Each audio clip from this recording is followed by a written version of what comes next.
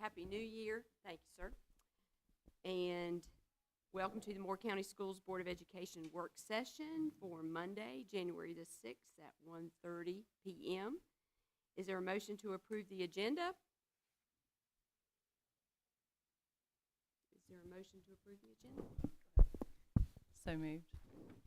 Is there a second? Second. All right, there's a motion to approve the agenda by Mrs. Davis and a second by Dr. Dahl. All those in favor say aye. Aye. Any opposed? Motion carries. And Mr. Johnson, would you lead us in the Pledge of Allegiance?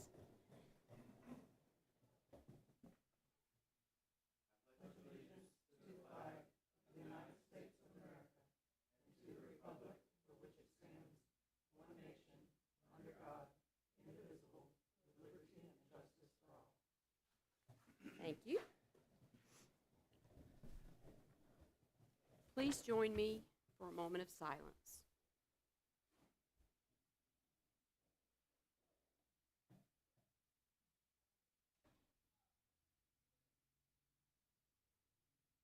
All right, thank you very much. At this time, we have several items under pending action and discussion. And Dr. Locklear, I would like for you to begin, please. Yes, ma'am. Thank you, Madam Chair. Happy New Year to the board. Welcome back. I know we've got another impactful year ahead of us, so I appreciate the board and appreciate the board being here.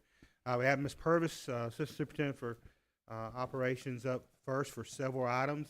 The first item, I think we both could say that we're very excited to bring to you is the next step in our master facility prioritized plan, which is to establish a date for a public hearing to receive comment on my recommendation around the replacement of Carthage Elementary School. I've asked Mrs. Purvis if she would give some background, kind of reset that context of how we got here, and some of the most recent data that we gathered as a staff and discussed with the board, and what the recommendation is to move forward with a opportunity for the public to weigh in on my recommendation at our next work session, at the end of that work session on February 3rd. So I'll turn it over to Ms. Purvis to kind of remind us all of that context and where we are with this recommendation. Ms. Purvis? Thank you, Dr. Locklear. Happy New Year to everyone. We just wanted to share some information today on the background, the work that we've done on Carthage Elementary. If we take a look at our master facility prioritized list, remember this is the list that our board approved on December 4th, 2023. We always make note that we can have multiple tracks and multiple things, projects going on at the same time. That project number one, that was the prioritized list number one, everything there has been completed. The playgrounds at this point, there's a couple that need some mulch, but our playgrounds have all been updated. The mulch will be finished, should be this week. We have completion of the high school gymnasium bleachers as well as the auditorium curtains. So number one has been taken care of. That leads us to the project we're talking about today, which is the replacement of Carthage Elementary, expanding to be able to pull 150 to 200 students. You can see that I've struck through from Sand Hills Farm Life, and we'll talk a little bit about that. But we still will be using capacity there to prevent future forecasted capacity issues. So if we take a little bit deeper look at Carthage Elementary, Carthage was originally built in 1950. It's had a few additions over the years, with the last being in 2000. The entire school is in need of significant renovations and upgrades, which include roofing, plumbing, electrical, HVAC, mechanical windows, lighting, ceilings, all bathrooms. The gymnasium alone would be about $1.2 million to fix, and that's not including installing air in that gymnasium. Remember, we did not include it when we did all the rest because we were looking at this possible replacement. The level of work that needs to be done there would basically be a gut job, leaving a shell, and at that point, it still would not result in a new structure. It'd be old classrooms that are not designed as new classrooms would be for today's learning environment. Remember, we got much of this information from our facility study when they did the facility assessment of each school. With adjustments made to attendance zones, a new school could also help alleviate future overcrowding. When we think about that, that might be a cascading effect, and we'll talk about that in just a minute. as we looked towards this project, we've done some work on it. Looking back in 2022, the Carthage Town Board of Commissioners drafted a resolution expressing their willingness to have the school built on a new site. We then had a comprehensive facility assessment that noted major needs and estimated that the needed repairs alone would be around $11 million. Now, that is just repairs. That doesn't mean that anything would change or anything would look different. That figure would rise to $13.5 million if the gym were included. This would not address safety issues, any layout or right sizing of spaces, only repair. We held a stakeholder meeting at Carthage Elementary with the mayor, the Centennial Committee, the town manager, town commissioners, county commissioners invited, parents and staff invited, and all indicated the desire for a new school. So when we held that meeting, we had two questions. The two questions that we brought forward were, would we want a new school or renovate? And then the second question was, if we are having a new school, which was the desire of everyone there, then do we want it on the current site or on a new site?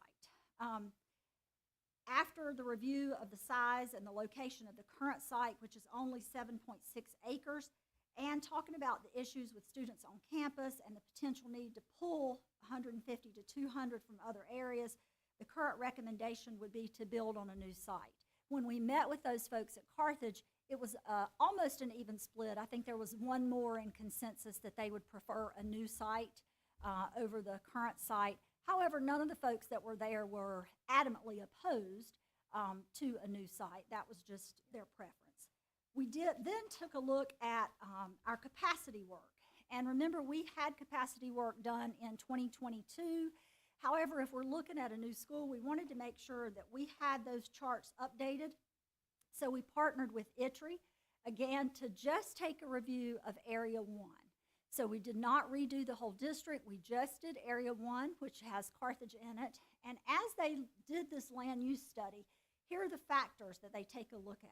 The residential development, new housing projects, military family destination, commercial development that's going on, industrial development, and then infrastructure.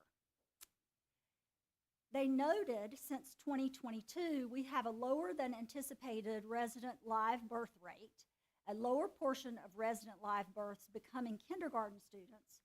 We have updated timelines for residential development projects and updated analysis of student generation rates at the neighborhood level.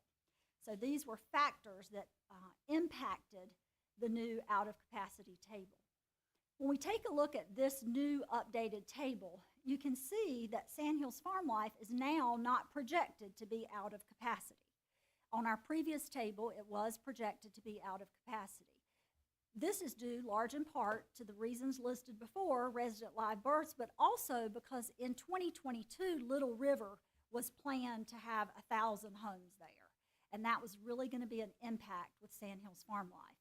Now you can see that we are expecting some capacity issues at Vass Lakeview. So when we talk about the size that Carthage Elementary needs to be and forecasting future projected capacity issues, facility optimization recommendations from ITRI fall at about 600. They gave us what it would look like if it's a 500, if it's a 600, if it's a 700 capacity school. If we go with 600 in the year 2034, that's optimized at 87%. Now you say, all right, where are those students coming from? If we have students from Cameron, if we have students from Vass Lakeview, and we have capacity issues there, we would be able to utilize some of the capacity at Carthage by cascading those students. Students from Vass may move into Farm Life a bit. Students from Farm Life may move into the Carthage district a bit. It would mean some redrawing of the current lines down in the future, but that would enable us to maximize capacity, which is in the best interest of budget. When we take a look at this, it would be our recommendation to go with ITRI's recommendation of a new capacity of 600. The next steps for Carthage Elementary would be a public hearing. The superintendent would share his recommendation for Carthage Elementary School based on the integrated planning for school and community study for Area 1. Through a public comment process, attendees could share their thoughts and provide input surrounding the superintendent's recommendation for the board's consideration. And then collaboration would happen with the county commissioners. All findings, public input, and the board's recommendation for next steps for Carthage Elementary would be shared. And after receiving support from our Board of Commissioners, the board and administration would move forward with the next steps, which would include issuing a request for qualifications, an RFQ, for a realtor to assist the district in finding a suitable site for a new school. We did also get some information from ITRI surrounding some areas that would be good for a new site. So if we take a look, Charlie, if we'll take a look at our executive summary. We're proposing, public hearing is proposed by staff for Monday, February 3rd at 5:30 to receive public input on the superintendent's recommendation for the replacement of Carthage Elementary. Through a public comment process, attendees will have an opportunity to share their thoughts and provide input surrounding the superintendent's recommendation for the board's consideration. Sir? And we, thank you, Ms. Purvis. Yes. And we then are also considering trying to schedule a board's construction committee immediately thereafter to debrief the feedback that the public gives us and gives the board at that public hearing. Again, the purpose of the public hearing is to allow the public, folks impacted by and desire to give feedback on a new Carthage Elementary School and the needs of Carthage Elementary School, to provide that feedback to the board on my recommendation, which would be to build a new Carthage Elementary on a new site to a capacity of 600 students. And then this would allow the public to give that feedback. Having it a month from now also allows us the ample time and opportunity to communicate this, if the board endorses this path, with the Carthage community, through Carthage Elementary School, through the town, through the various stakeholders who've expressed interest in the past. Certainly open to any questions that you may have. Do I show that I have a question? It's for Monday, February 3rd, but we have a board meeting that day from 1:30 to 6. So how would we orchestrate that? Our work session will begin at 1:30, so the plan would be to time that out. The goal would be to time that out and be able to open our public hearing at 5:30. And we can adjust that time if the board would rather give a little more of a breather there, so to speak. But the plan would be to orchestrate our work session so we'd be able to end the work session and then open up a public hearing for this purpose. Okay. Thank you. Thank The you. Location would be right here. Yes, ma'am. Okay. I have a question. Have you given any thought to making this up to 8th grade? Mr. Benway expressed that in committee one time. We discussed it a little bit, but there's been no public feedback and interest in that, to my knowledge. Well, have you asked the public yet? I haven't did any public engagement in that. Because it used to be through 8th grade. And if you're talking about non-capacity and maximum capacity, why can't you fill it with 8th grade? Make it a community school.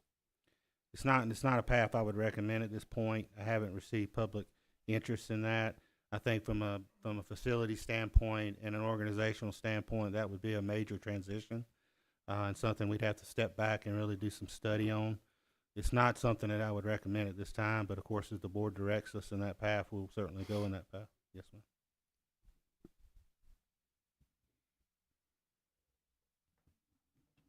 Just out of curiosity, the folks that can't attend the meeting, would there be any way for them to submit feedback if they can't make the meeting? We did discuss that we will be putting out a portal. We'll put that on our website as well as Carthage Elementary's website. We'll announce the meeting, and when the meeting is announced, we'll have a portal link there so that folks who are unable to come to the public hearing would be able to submit input by that public hearing date. At that point, we could share what was in the portal. Gotcha. On that Monday? Yes, sir. Okay, cool. I think we're good. Thank you, Mrs. Purvis. Thank you. Oh, all right. Yes, sir. Well, let me start off by, Dr. Locklear mentioned a committee meeting, a facilities committee meeting. Was there a facilities committee meeting since last month? No, sir. That was I in was a just noting previous- that we would, if the board moves forward with this in a positive direction, we'd also look to schedule a committee meeting right after the public hearing, so we could Oh, debrief. you mentioned that Mr. Benway said something. That was a previous pre- committee okay. meeting in the past. It wasn't last month, no, sir. Okay, I've got a few comments and questions. If we could go back to the presentation, please. And page 2. You know, one of my concerns that we've discussed actually is that we provide reasonable forecast amounts. Boy, every time I look at the expansion of Cranes Creek, that's gone up. Do you stand by that $9 to $12 million figure just to expand the core capacity by what, 10 classrooms? 16 classrooms. is what we would need to expand. And the 9 to 12 million is going to be the high end. When we requested that number did come from architects. That is something, you know, we did speak about, that Cranes Creek is the potential to possibly look at a design build there because we are only adding classrooms. That would lower the cost. However, when we're bringing this, I wanted to make sure that I don't give you a lower cost and then it end up being higher. So this would be worst case scenario. Because that is, But that figure did come from, you know, requests from a couple different architects. yeah, that's $560 to $750,000 per classroom. That's crazy expensive. Why, since you brought up architects, are we still working with SFLA architects? The only projects that we worked with SFLA were the gyms that we just completed. Anytime we do a new project, we have to issue an RFQ for new architects. So we can't, as a district, just choose our architects. So if we have to use architects for projects in the future, SFLNA was already selected prior to my tenure and coming for the gymnasium projects. If we move forward with this or any other project that requires an architect, we would ask for requests for qualifications. We'd get in probably 10 or 20. We'd review those. We'd narrow those down. We would then interview 5 to 7, and then we would come to a decision on who we wanted to use. That would be, I'm sure SFLNA would probably submit something, but that's not to say that we would partner with them again. Yeah, I can't imagine ever working with SFLA architects again, but that's just my personal opinion that when it comes time to cross that bridge, I'll express why. So that would be a new process, sir, each time we hire an architect. Okay, so, you know, something that jumps out at me is why we're on this slide is if you look at it, well, let me back up a bit, and I would point out, I let all the board members know that when we constructed the other 3 elementary schools, one of the ways that was sold was these buildings are falling down and they can't possibly stand up and we must replace them right away. It's worth noting that we got rid of 3 excess schools, 1, 2, maybe 4 excess schools, and not a single private entity that bought a single one of those schools tore a single building down except an outshed or something. And when I was given a tour of those buildings, you know, that were, this building, Carthage Elementary was one of them, and the other was Southern Pines Elementary. They'd point to a beam and go, oh my gosh, look at that rust, it's about to fall down. Well, to a layman, you'd see a little bit of surface rust and go, oh my God, and believe that and move on, when that was just surface rust. Those buildings will stand another 50 to 75 years. So the reason I point that out, one was, well, again, of all the people who bought those schools, not a single building's been torn down. If they were in that bad of repair or were not cost effective to remodel, then private industry would not have remodeled them. So we'll just leave that there. But one of the questions I have is, and it goes to our decision-making process, you know, the decision apparently has already been made that Carthage Elementary needs to be torn down without this board voting on that, by the way.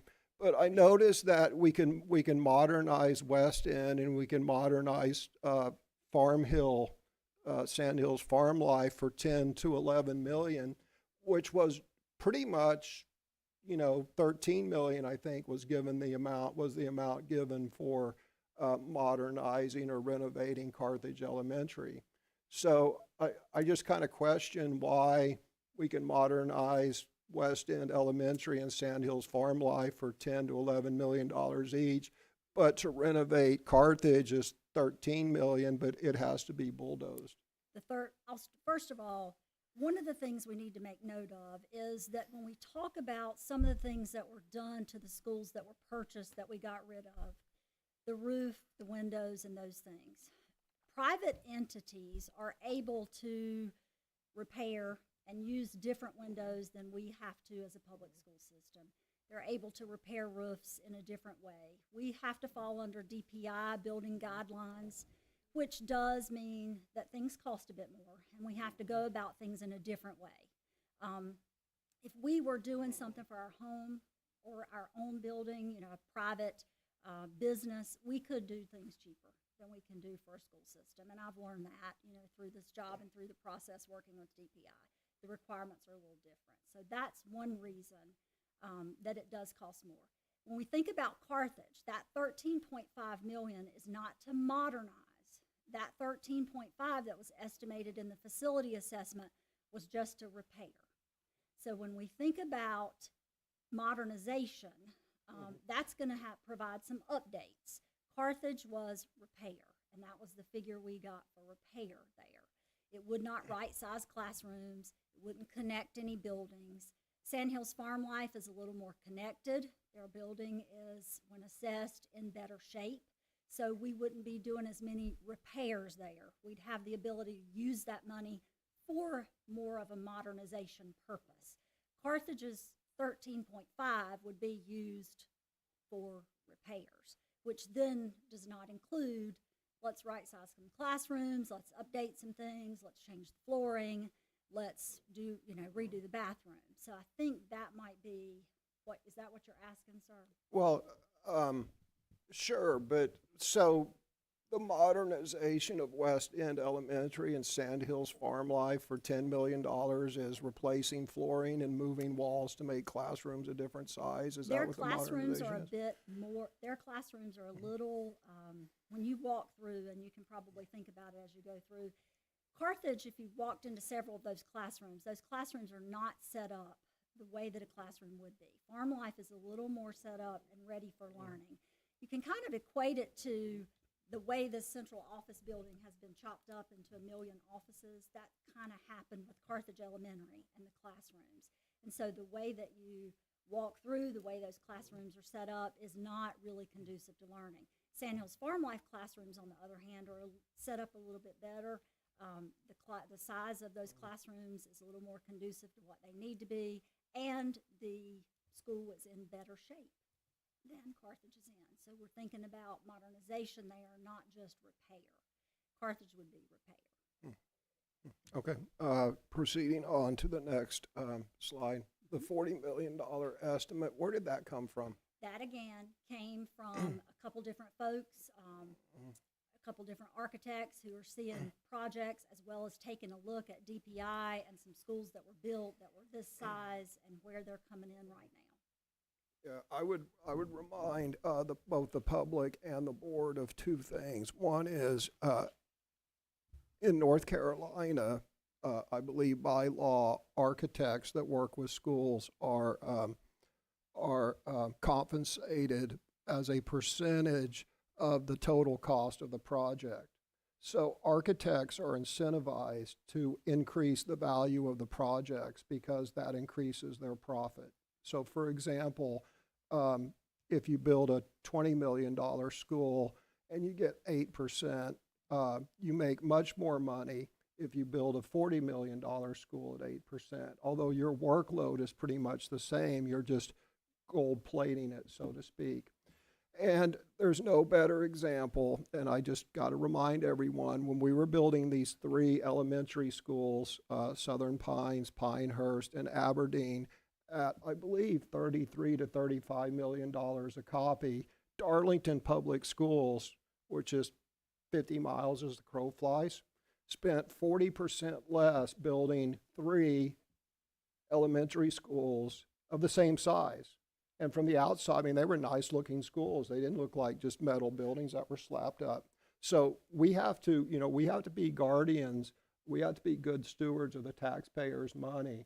And the other thing is there is no lobby in Raleigh well, there probably are a few, but the architects lobby in Raleigh is extraordinarily strong. And guess what you cannot consider by law when a public school district is selecting an architect? You cannot consider their fee. That's negotiated after you select them.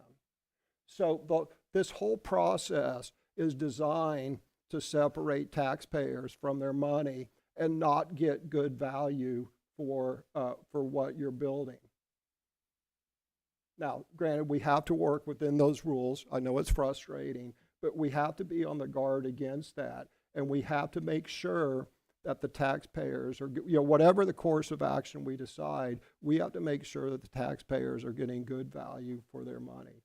And yeah, we have these constraints. We can't ignore the law, but we also have to know what's motivating the architect firm and what should be motivating us. And our mission, obviously, is to get the capacity we need, but we need to do it with the best value we possibly can. Okay, page 4, I think this point I kind of already made. There on the second bullet, I just picked up that 13.5 million is less than 40 million, right?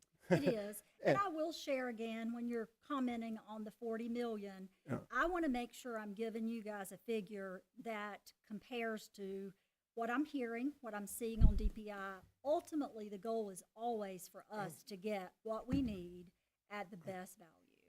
And so once we, get to the point of moving forward, it will be about what is the vision for this school? What are the goals for this school?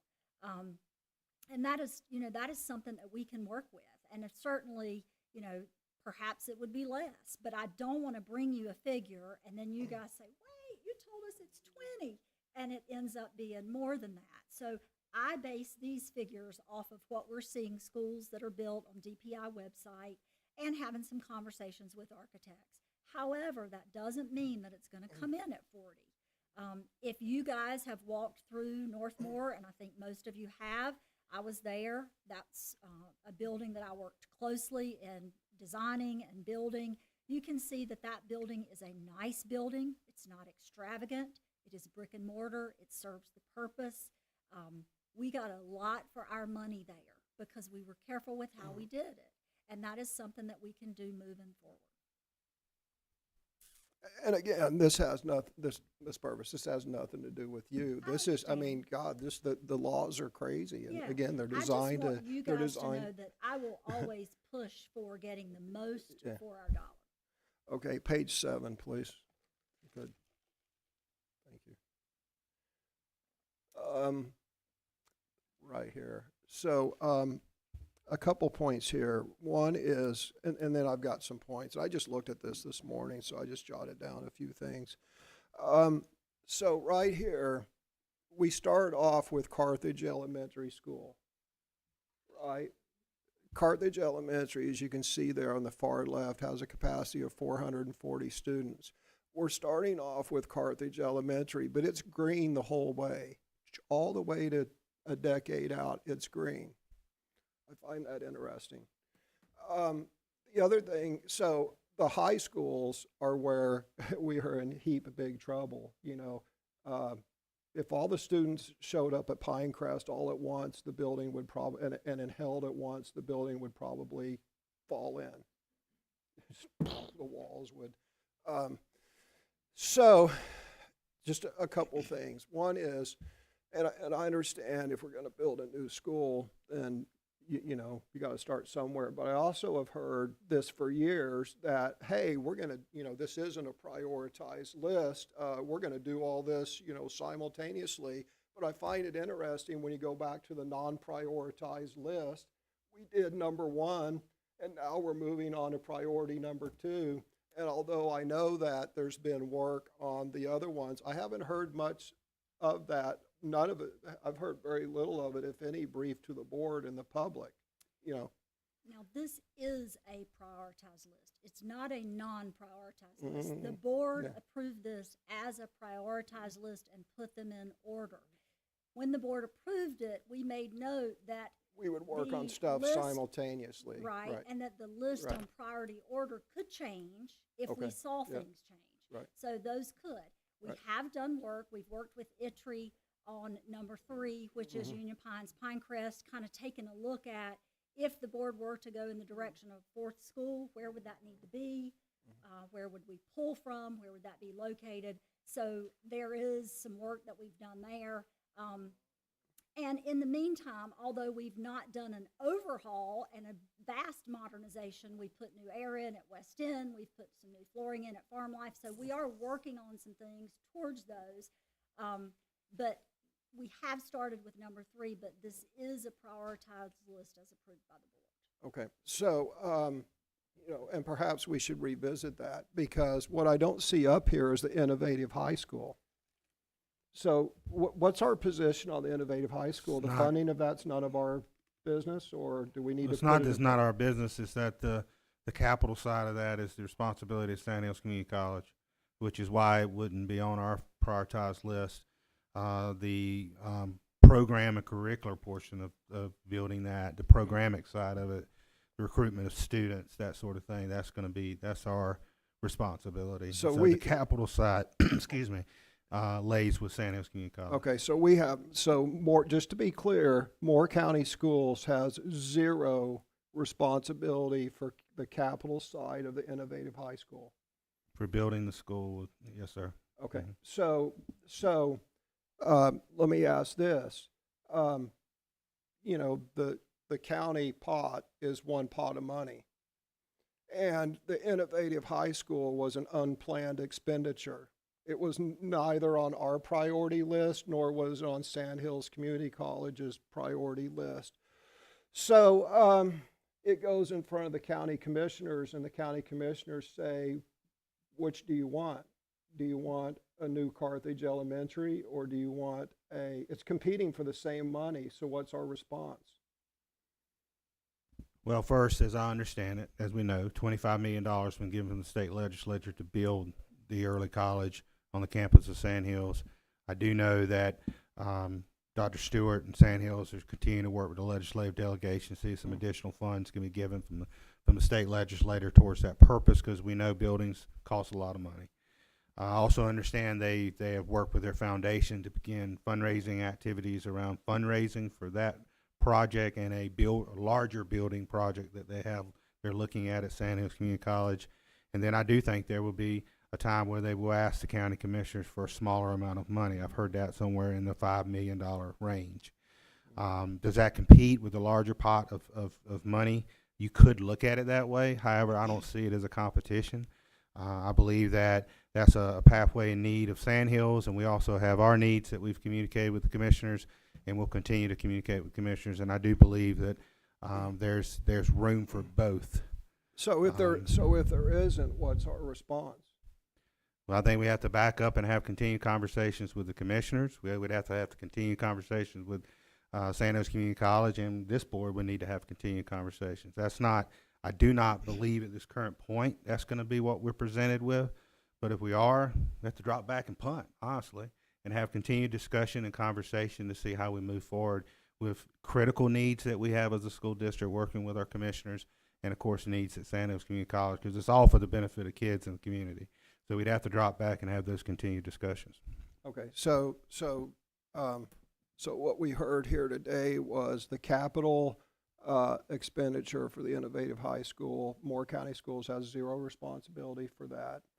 And there's no anticipation of it competing with our priorities, but if it does, then we'll discuss it at that time. Yes, sir. That's essentially what I'm saying, because I don't see how you can discuss it unless you're presented with that. But I do think we are able to move forward with the prioritized list that the board approved a little over a year ago. We're in a good position to take forward action on that. And I do believe our commissioners are wanting to hear where we are and where the board would like to head, and are waiting for those next steps. I do think this is an appropriate next step to get feedback on my recommendation. That allows the board to hear what the public thinks of it, and before the board makes that decision on whether to move forward. So I know you said earlier we've made a decision without the board voting on it. That's not the case. I'm wanting the board to get feedback from the public on my recommendation to you, and then you as a board to make a decision if you're ready to move forward with it. Right, so let's talk about the 3 February meeting, 3 February meeting. So what course of action do you plan on presenting? My recommendation to the board is that there be a new Carthage Elementary School built on a new site to the capacity of 600 students. That allows for capacity in elementary age students as projected by ITRI basically for the next 10 years. That would give us capacity to have cascading student reassignments to accommodate, for example, overcrowding at Bass Lakeview Elementary School. And so that's what I would be recommending in February for the board to consider. If the board gets positive feedback and decides to move forward with that path of action, then the next steps that the board would be taking, obviously we'd be working in collaboration with our commissioners, but the next step would be an RFQ for a realtor to represent the school district in looking for a new site. So who would help us determine whether a site is suitable or not? We would work with ITRI, who helps us to take a look at where sites are suitable. Once we partnered with a realtor, then we would get some sites that would be suitable in terms of size. At that point, we'd have to have folks come in from the county, from county services and state to take a look at, will this perk, can we put what we want to here? How much is buildable land? How much is wet land? So before we move forward with that, we'd have county and state officials come in. Once we get a couple of pieces of land that looked good in terms of size and location, we'd have to have them assessed to make sure. Yeah, let me back up a little bit about carrying that train of thought. So a lot of the new people went to the State School Board Association convention, right? When I went to that the first year I was elected, those conventions, if you will, those are largely funded by the sponsors, as you guys know. And the sponsors, I mean, it's that way with military show. It doesn't matter. They're all the same. They're sponsored, and they set up a booth. And one thing that struck me when I first attended was half the booths there, maybe a third, but a large portion of the booths there were architect firms, right?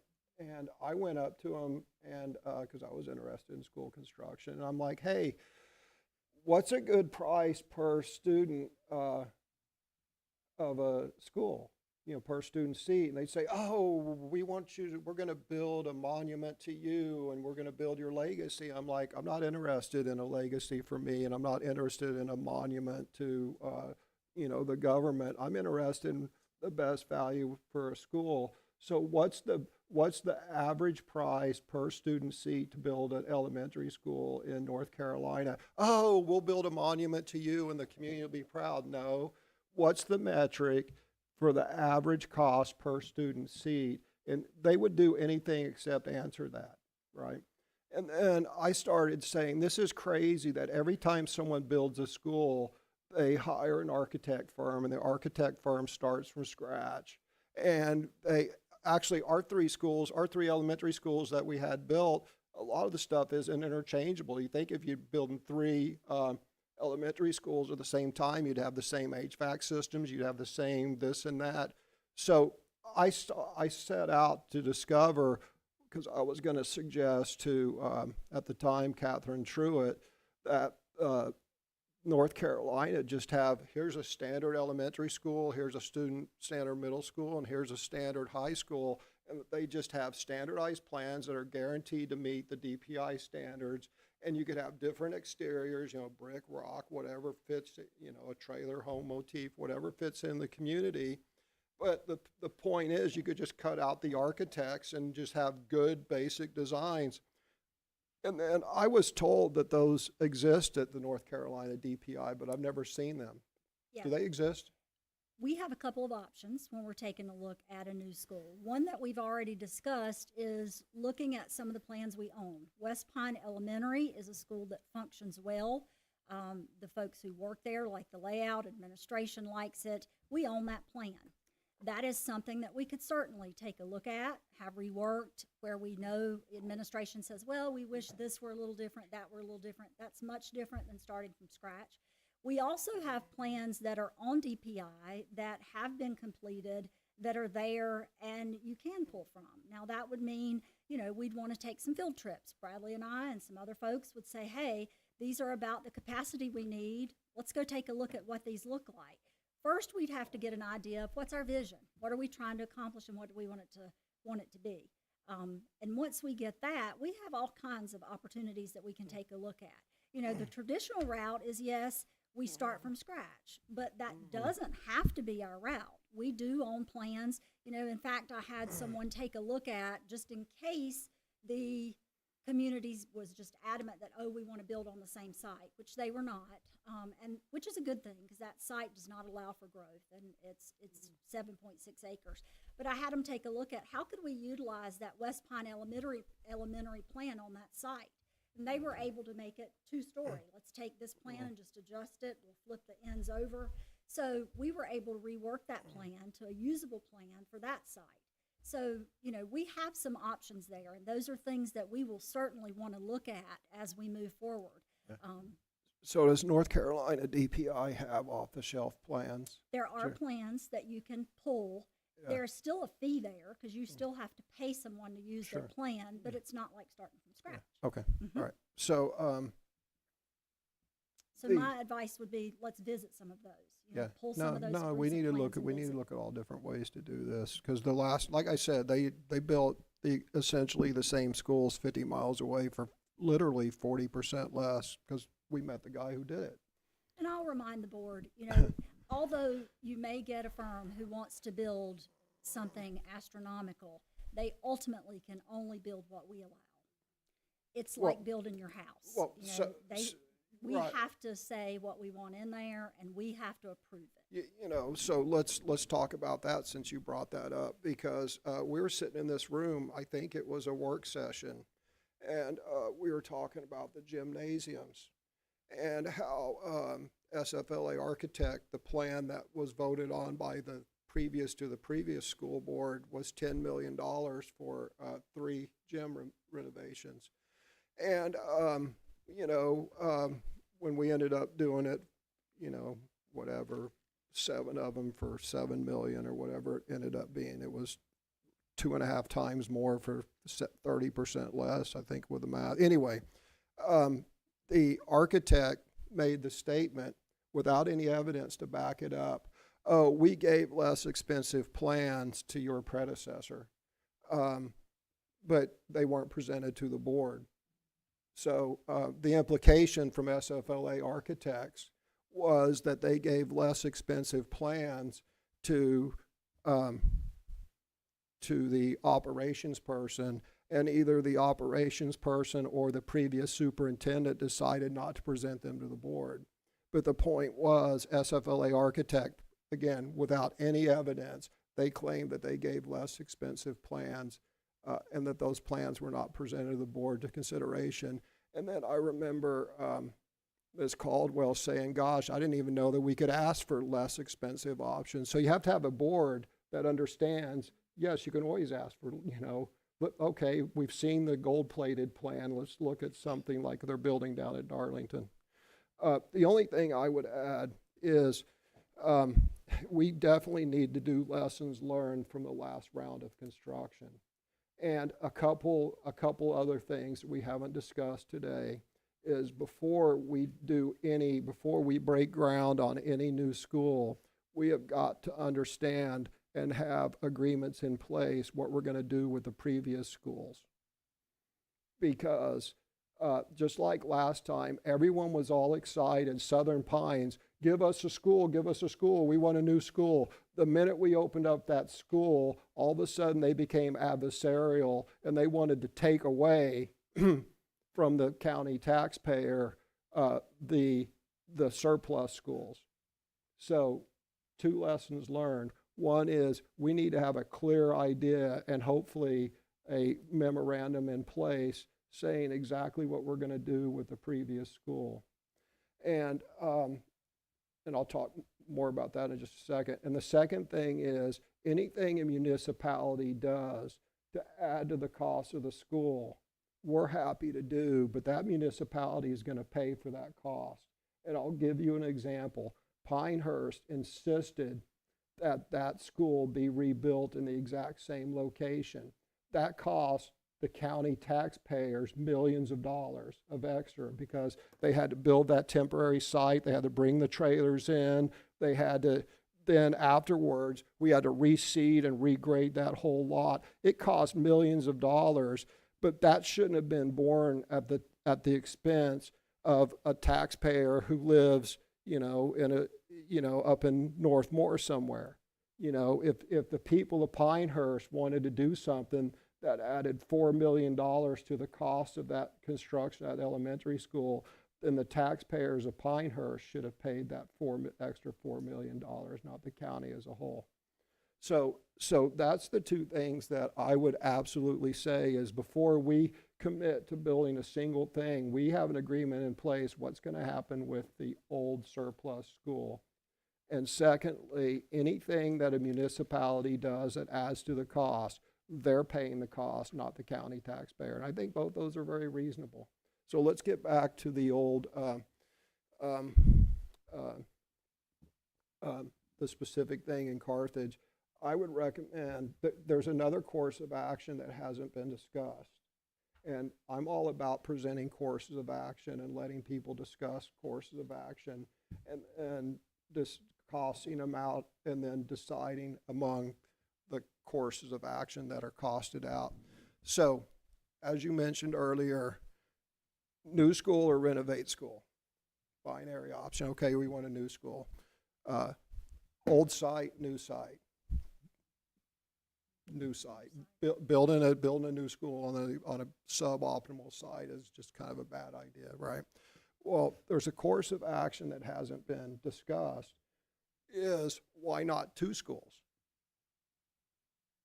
And if you believe Moore County is going to grow, you believe this southern part of Moore County is going to grow. To Ms. Bruno's point, why not make it a middle school too, if we think we're going to be squeezed for middle school space? So why not select a site like Cranes Creek was done, where you build a 600-seat, 700-seat school, core capacity, you build it out to like 350 students. You move the students to the new school, then you renovate the existing school, and then you end up with two 350-seat community schools. One, you have future expansion and to turn into a middle school. Why not have smaller community schools where kids can walk to school, where they're closer to home, where the pickup lines aren't as long? It's not nearly as efficient as a big factory school, but education isn't necessarily about, I want good value for our construction, but I'm certainly willing to pay more for smaller community schools. So that's a course of action that I haven't heard discussed since Levy and I discussed that 3 or 4 years ago. But that's a course of action that's left out. And if we build this new school for, I'm going to shave 30% off your figure, $30 million, and we renovate, then we turn around and renovate the Carthage Elementary School, then again, we end up with two smaller schools with much larger expansion.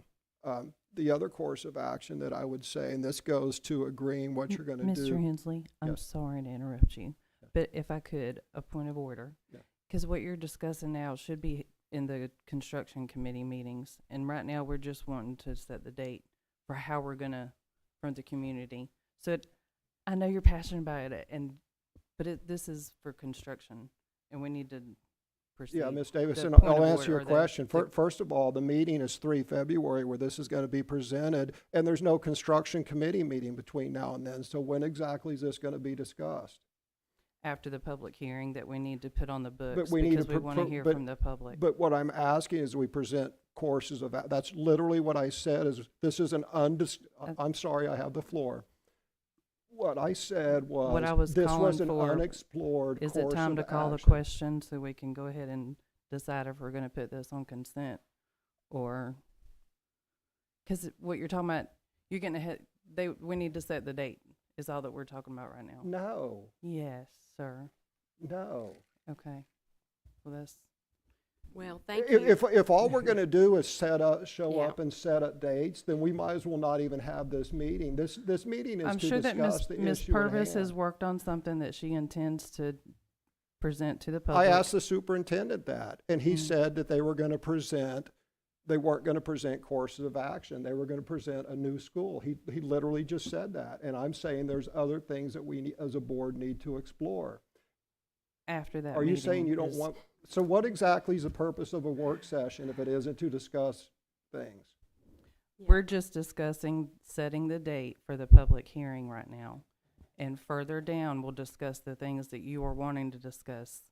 That's the most ridiculous thing I've ever heard, that you can't discuss courses of action when we're discussing courses of action And in an y'all- upcoming meeting. Excuse me, Okay. please. If you don't mind, I need to interrupt. I appreciate your comments, Mr. Hensley, and you've brought some great ideas here, and we've listened.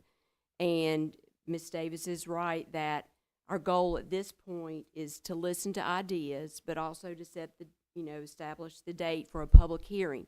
So I think you're on the right track.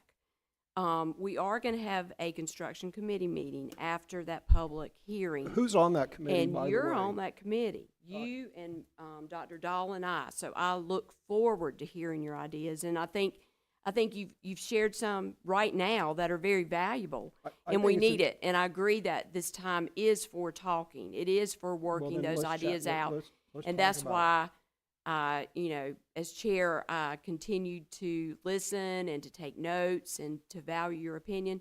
I think at this point, though, due to time, it's been almost an hour on this first topic, and we've got a long list ahead of us. If you don't mind, I would really appreciate it if we could conclude this part, and we can take the notes that you've shared at this point, which they're very valuable, and then we can move on, and we can talk about it in the construction committee meeting, because right now, all we want to do is set a date for public input, and that's really what we're doing right now.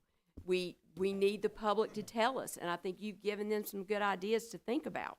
So with all that in mind, would you consider us moving on, and would the board consider us moving on to the next topic? So I have two more points to make, Okay. and then Can we do I it in will be like finished. 2 minutes? Well, so first of all, it hasn't been an hour. The meeting started at 1:30. Yeah, and the almost an preliminary- hour. It's been 35 minutes. Okay, please share your points. This is $40 million worth of spending, I think. It it's- is, and I totally agree with what And- you're saying. And I wasn't aware of a time limit. If the vice chair wants to call the question, then, but there's not a motion on the floor. But So thank you. this is a work session, so there'll be no calling of the question unless there's a motion on the floor. So my last point on this Okay, is, and again, I'm really confused as to the purpose of a work session if it isn't to have public discourse is, and to it share is. ideas. yeah, absolutely. Right. And what's more shocking is that other board members didn't show up with similar questions, is actually what's more shocking than me. Well, than- what than- were than your the- points, Mr. Hensley? Well, Please. no. Well, my point is now is that because I showed up with a list of questions and clarifications, I'm being singled out for taking No, too no, much. no, no. Well, she did it. I mean, she did it. But the people who sit here like a bump on the log and didn't contribute anything, I guess, is I that what kind of, we want? well, I'm sorry. Yeah, Mr. Johnson. Yeah, let me chime in. I did have some things I wanted to ask and some questions and follow up with what you're saying. Yeah, and I totally agree that this is a great time to have that open discourse. Yep, absolutely. And I'm not on the construction committee, I don't believe. So it's Amy, David, and And you. me. Yes. I just All right. now found out I'm on the construction committee. Well, When's the next congratulations. meeting? And After who's the- the I call chair? it. After the public- And after how, the public and how that, see, I would hope that we would discuss on how the committees are gonna work and what the committee reports are We gonna will. look like. That's going and- to be my board comments. Yeah, well, I was So hoping it was I'm gonna, trying to anyway. wait for that appropriate So here's moment, the- but Mr. Johnson has Yeah, the floor. okay, yeah. So I was So, yeah. taking notes on what you're saying and had a couple. Let me finish my, Yeah. so here's my last point. That site, if not used for a school, that site is a perfect site to use as government buildings. Maybe move the central office there, maybe move Pickney there.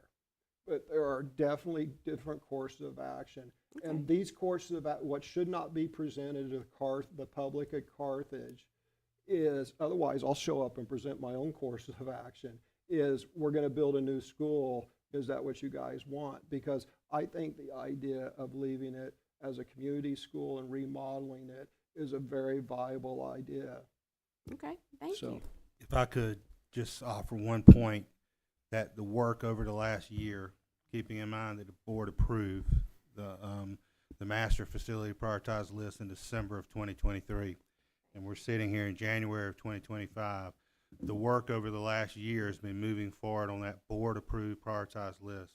I had my marching orders as superintendent, and we've been moving forward in that work. I'm proud to say we accomplished the first one, and we have moved forward, significantly on putting some thoughts and plans and action steps around how to move forward with the needs at Carthage Elementary, including community work, including work with ITRI, including looking at potential paths with architects and plans, et cetera, to get to the point of having something to get additional public feedback on, so the board can either make a decision to move forward with that path or to step back.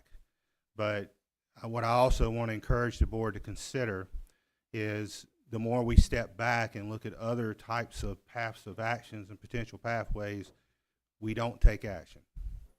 And I just want to consider, wanted the board to consider the need to take action on the needs at Carthage and the other prioritized items as we continue to work together and move forward together. So I just wanted to point that out, that this is the board-approved list, this is the board-approved work, and this is what we Yeah, and I'm not continue to deviating move from that. forward. I'm just saying that there's an additional course of action that hadn't been considered with the Carthage Elementary, and that is ending up with 2 schools.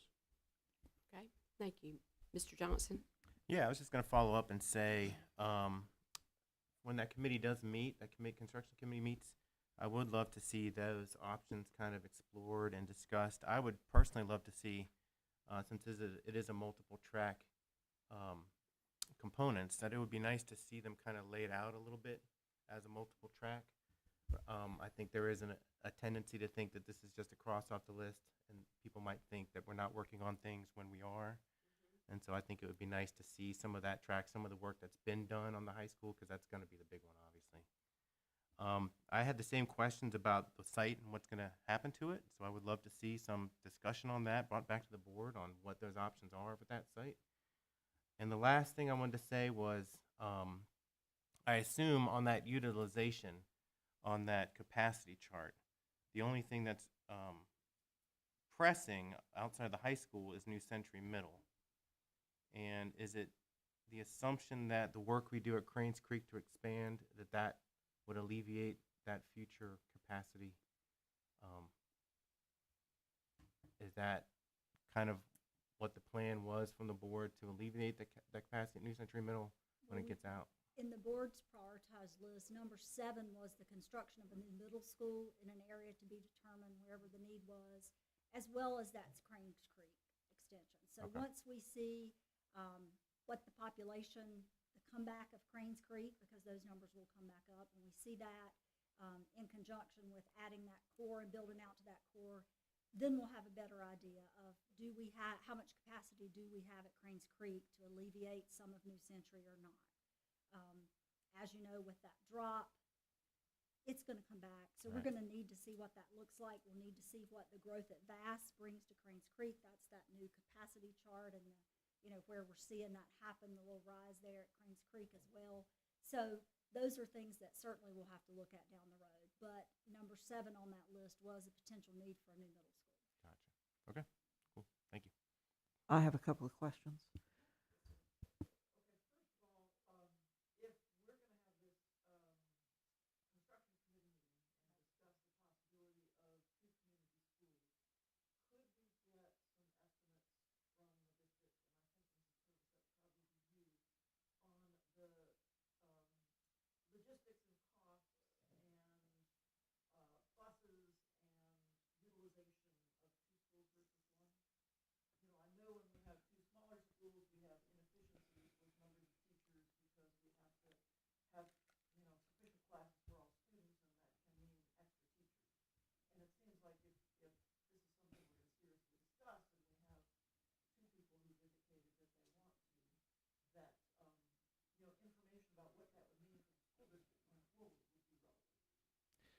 It would be, but that's a significant amount of work, Dr. Dow. We'd probably have to get some help with. Certainly, if the board directs us to move that way, we can certainly do that, Oh, but I see. that would be a significant amount of work. Don't think we'd accomplish that by February, board construction committee. Would it be possible to just give us some perspective on that? You know, since we're going to be discussing something that would have, you know, potentially major impact. I just don't want us to ignore something that, you know, could have a major effect on the district going forward. I would say, if I may, are you finished? I'm sorry. Sure. Okay. Just with whenever you do have your construction committee, she'll come with a lot of information. You'll receive probably a lot of questions that you have now will be answered. And again, we're getting in the weeds where we're not supposed to be.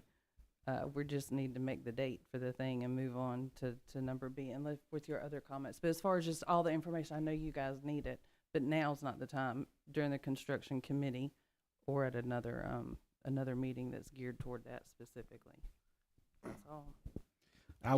I'll be honest as well, that based on the path that the board had endorsed, quite honestly, the Carthage site would be one that I would have at this point recommend that we use the process we've used in the past, which be what the law describes as, I believe, the county of Moore has first opportunity for that site. And if they don't want it, it then goes to an upset bid process. Is one path the board could take. That's the path we've taken in the past. That's a site, as we've already noted, has significant needs and would take significant cost to renovate, whether that be for another central office site or whether that be for a potential small school. So that would be where I would currently lie. Of course, we haven't got to the point where we're making any final decisions about that, or the board is making any final decisions about that. But that's what we've discussed in construction committee. That would be most likely where we would land. But certainly, there's time to discuss that more. So two things. One is that would be repeating the same mistakes and not learning anything from what we did in the past, because that's exactly what happened to the previous sites. And although that's what the law mandates, if you don't have another plan, that doesn't mean we can't do better planning. That is the fallback, and that's what resulted in the disastrous getting rid of the previous sites. To Mrs. Dahl's point, this goes back to what I've been saying for years about a well-defined planning process such as that used by the military. And Ms. Dahl's frustrations, they haven't become frustrations yet, are my frustrations, is what's happened is things go to committee, and all that happens is they get the input from those committee members, and then it's presented as a take it or leave it to the board. When in reality, that's not what should happen. Is a topic before it goes to committee. And Levy disagreed with me. Levy thought that the committee should be these black holes that made all the decisions, and then they gave take it or leave it decisions. No, what should happen is a topic comes up, Carthage Elementary, this or that. Just go around, get everyone's idea, take the temperature, then from the stakeholders, whether it's the county commissioners, the public, or this school board, then the committee goes in and then taking the input from everybody at the board at large, then they develop courses of action. Then they come back and they present courses of action along with estimated price tags, which is exactly what Ms. Dahl asked for, that I asked for 2 years ago, but it didn't happen because instead we end up with one course of action with one price tag when we should have 3 courses of action and their associated price tags. That's exactly what Ms. Dahl asked for, and it was like, oh gosh, it's too late for that. Well, if we had done that a year ago, 2 years ago when I asked for that, that certainly wasn't too late. It's only too late because it wasn't done when it was originally asked for by another board member. I will share, yeah. just to refresh, we did present 2 courses of action to the folks and the stakeholders at the Carthage Elementary meeting. So the 2 courses of action that were presented were remodel the current school or build a new school. So we did investigate those 2 courses, just so so that the whole board is aware. We did present the 2 courses And overwhelmingly, they did want a new school. There was not interest in a remodel. So Carthage is not interested in a remodeled Carthage Elementary at the current site. That was the feedback we received. They wanted overwhelmingly a new school.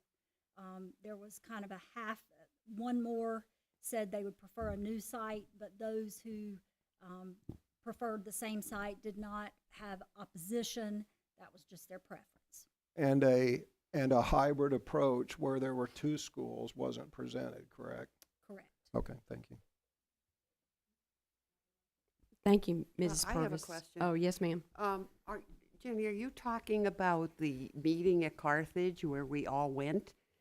Where There we weren't present- very many people there. There were a handful of people. We had there was not an overwhelming amount, which is why Dr. Locklear wants a public hearing. But we did have the town manager, the mayor, the head of the Centennial Committee. Right. Some stakeholders there, PTA, student, school improvement team. So it was not a large group, which is why he wants to have the public hearing. What Okay. they brought was, PTA brought, as we do with construction committee or any other committee, what they felt like the consensus from their group was. Mayor brought what he felt would be the consensus. And then we presented what was presented, what the town had done in 2022, which was said they agreed to a new school on a new site, which was work that was done prior to that Okay, but meeting. there still wasn't enough people there to make a majority and to make a decision like that. Which is why he wants to do a public Gotcha. hearing. Okay, thank you. All right, thank you, everyone. I appreciate your patience with us, and we are new, some of us are new, and we're feeling our way, and we're trying to catch up with all the information, so it's really important for everybody to read the executive summaries and to read and review, and I'm not implying that you didn't. I agree that this is a good time to talk, and I also appreciate your patience with us as we do begin our committee work, and we do have some things ahead of us. So thank you for your expertise, Ms. Purvis. Thank you, Dr. Locklear, and we'll move on to the next item. Thank you, Madam Chair. Second item is naming of auxiliary gym and the gym floor at Union Pines High School. I'll let Ms. Purvis walk you through that. Ms. Purvis. Yes, sir. On October 2nd, 2024, our staff received a proposal from Chad Hill, Union Pines High School Athletic Director, requesting that the court in Bob Ward Gym at Union Pines be named after longtime coach Carl Salmon, as well as a proposal from Glenn Cavness requesting that the auxiliary gym at Union Pines be named after longtime coach and athletic director Bobby Purvis. Each proposal was accompanied by 59 signatures of support. On November 10th of 2024, Union Pines posted a portal on their website to allow for community input on the two proposals. The portal remained open through November 15th, with 46 additional people providing input on each individual proposal. 98% of the people who submitted their opinion in the portal were in favor of both proposals. On November 26, 2024, at 6:30 p.m., a meeting was held in the Union Pines Auditorium to allow the community a time to provide input and comment on the proposals. 9 community members attended in addition to administration and school staff. Athletic Director Chad Hill read each proposal to the audience and provided an opportunity for any to speak if they desired to do so. No one signed up to speak or came forward when the opportunity was offered by Mr. Hill. He did ask for a show of hands from those present for support and then opposition. All persons present were in favor and supported both proposals. So we would be looking at the regular business meeting, a motion from the superintendent to approve the naming of both of these, one after Carl Salmon and the other Bobby Purvis. And attached to this executive summary for you was both letters and then the signatures. Questions? Are there any questions? All right, hearing none, thank you very much. Yes, ma'am. The next item is West End Sewer Project Cooperative Commitment with the County. And this is essentially recommending to the board that you endorse my ability to send a memo to County Manager Wayne Vest with our intent to collaborate and cooperate with the county as they work to implement a sewer project in the West End Seven Lakes area. This could be of great benefit to our servicing West End Elementary School, where we're still under septic, and being able to have a free hookup by allowing them some easement on our property. So I'll let Ms. Purvis just walk through a little more of that. This does come with my recommendation. Ms. Purvis? Yes, sir. The county's requesting the use of Moore County Schools property at West End Elementary School for the purpose of installing a sewer pump station. In exchange for the use of our property, the county will waive the tap fee, which would be $60,000 if we were to pay it, and allow West End Elementary to attach to the line free of charge. The current septic system we have at West End Elementary, a portion of which was placed in the 1950s, is in terrible shape, and we have no drain fields or repair area available. The ability to attach to this municipal sewer is a big advantage for our district. Before moving forward and investing money in the site, the county would like to have a commitment from our district acknowledging that the district is agreeable to the location, the placement, and the future completion of the project on this site. Moving forward, our attorney would work with the county attorney to develop a joint use agreement and easements for the property. All agreements will be subject to approval by the respective boards. At this time, we're seeking endorsement from the board on communicating to the county our commitment to allow use of the property at West End Elementary for placement of a sewer pump station. So in essence, I attached a map there for you to be able to see where this would be placed. It will be behind the school. They would extend from the drive that is existing, a gravel drive. It would be fenced in, a locked fence. For safety purposes, that would all be listed in our joint use agreement that would be worked out between the attorneys. At this time, we're just seeking the ability for Dr. Locklear to submit a letter letting them know that we are dedicated to allowing them to use this property. I did ask, just so that we know, what would it look like if we were to keep our current private septic? We have to have that pumped periodically, pretty often. It would cost us, Hope just did an estimate on repairing a system that is like ours. Their estimate was $400,000 to repair. The issue with our system is that we don't have a field for repair. That school is really old, and as you know, if you've done any building lately, they make you have a sewage site and then a repair site available. That wasn't required years ago. So if we were going to do this, we would have to have a new site, probably clear some land, etc. So this would be tremendous benefit to us. Questions? Yeah, I have a question. If let's say they install this this sewer line, which would be great, would we get charged a monthly fee for? So why don't we ask for no connection fee and no monthly sewage fees, and we'll just consider that rent for using our space? We did ask for that. So as we entered into discussions with this, that was my first ask. The county was not willing to do that. They were willing to waive the fee to tap on, but they are not willing. Our attorneys have spoken. I've spoken with the manager in charge of the project. They're not willing to waive the monthly fee to that. They do have another site, potentially, so we are not the only site that they have located, and they're not willing to do that. So just out of curiosity, how much is the monthly fee? I'd have to have that pulled. That's okay, because it comes as one lump, but I could have that pulled. But over years and years, I'm sure. But I could get that for you for the next meeting if you'd like it. And the estimated hookup fee is $60,000. Correct. So they are willing to waive that. They're No waiving cost. that. I will Do we- say we that get we our- spend a lot of man hours from our plumbing crew Oh, I'm working sure. on this and trying to keep it going. Right. It's almost a bi-weekly, at least a monthly issue there. It's hanging on by a thread, and we've been hoping for this to happen. You guys have talked about it before. Hey, when is this coming through Seven Lakes? If they don't put it here and they put it somewhere else, we're going to want to tap on, and it's going to cost us $60,000 to tap on. I would in no way recommend that we not tap on and consider keeping what we have, just because it's outdated. All right, thank you very much. Any other questions? Okay, next item. Yes, ma'am. This is phase 2 of 3M Safety Laminate. New board members, we are completed phase 1 before the holidays. We're set to be completed with phase 1 for the holiday. I'll let Ms. Purvis briefly give some context on what this is about. It's really about enhancing the safety of our facilities and hardening the exterior of our campuses. Ms. Purvis? Yes, sir. So just a review of phase 1.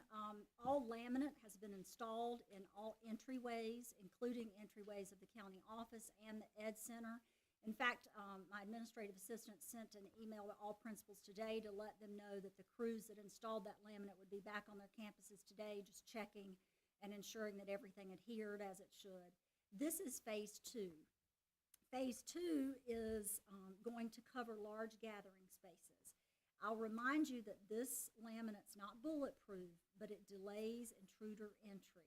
And I attached again, because we have new board members, I attached the video to the executive summary so that you can take a look at that. What this does is allows for more time to ensure that help arrives.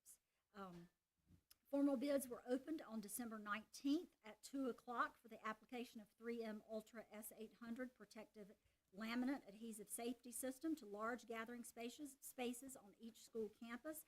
I also attached for you school by school where that will be, so you're able to see where it's going to be on each campus this second phase.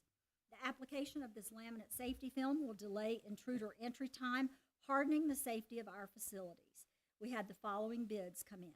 Armored One, $394,500.17.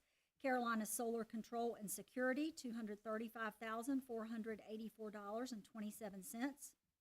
Carolina Premier Windows, $163,746.55.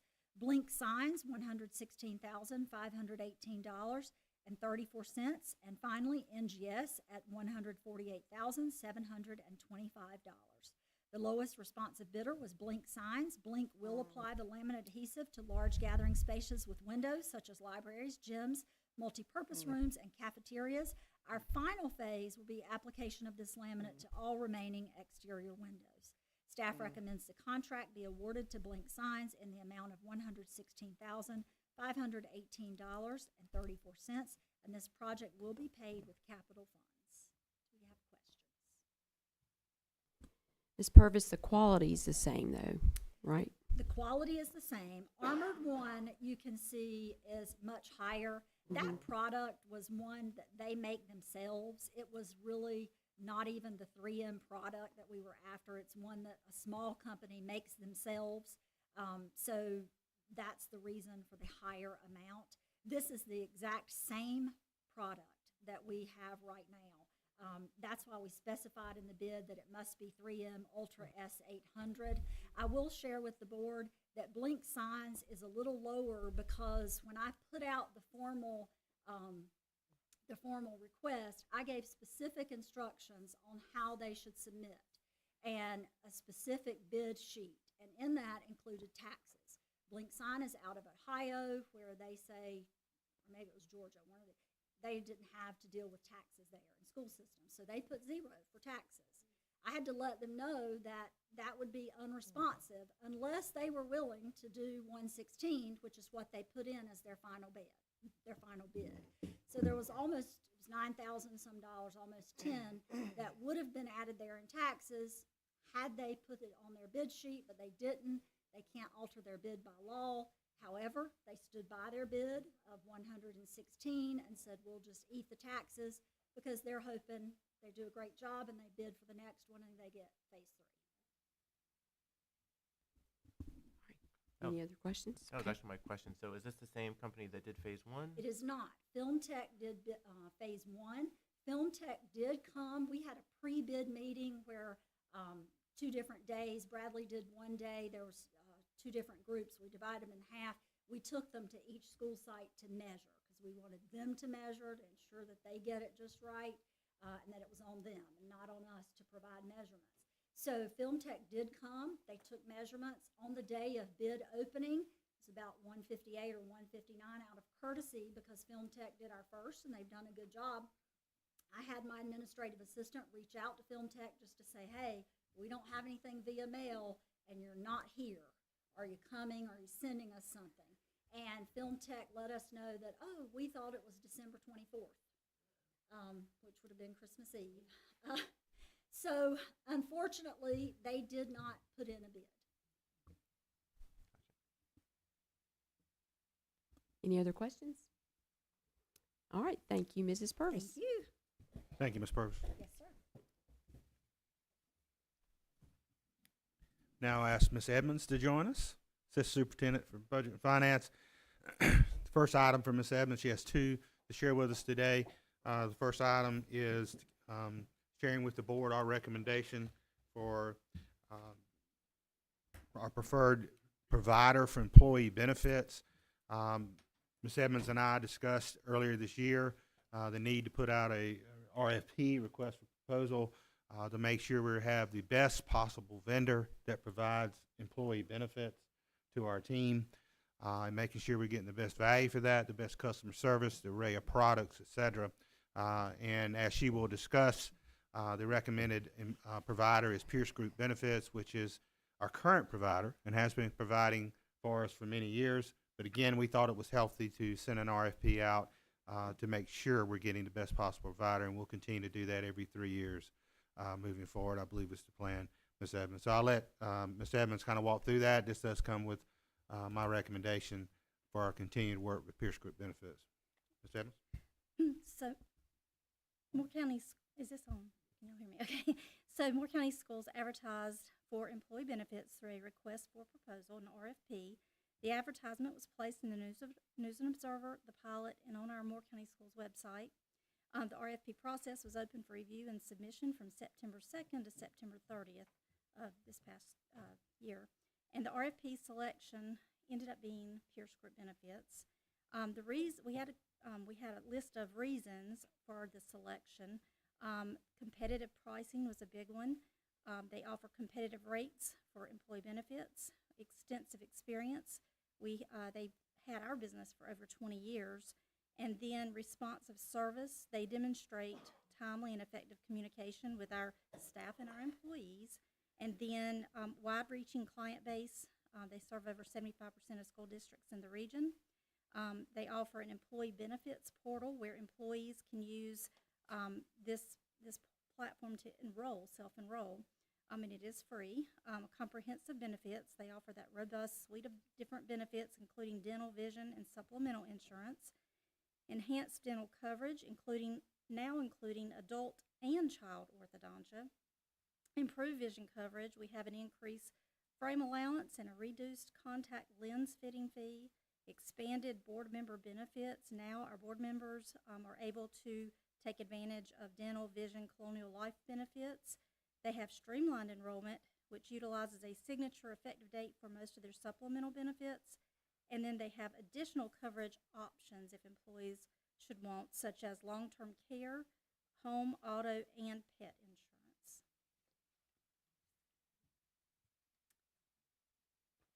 There is no change to our estimated cost, and then I have attachments that you can review, the memo, the RFP, and then the Pierce Group contract.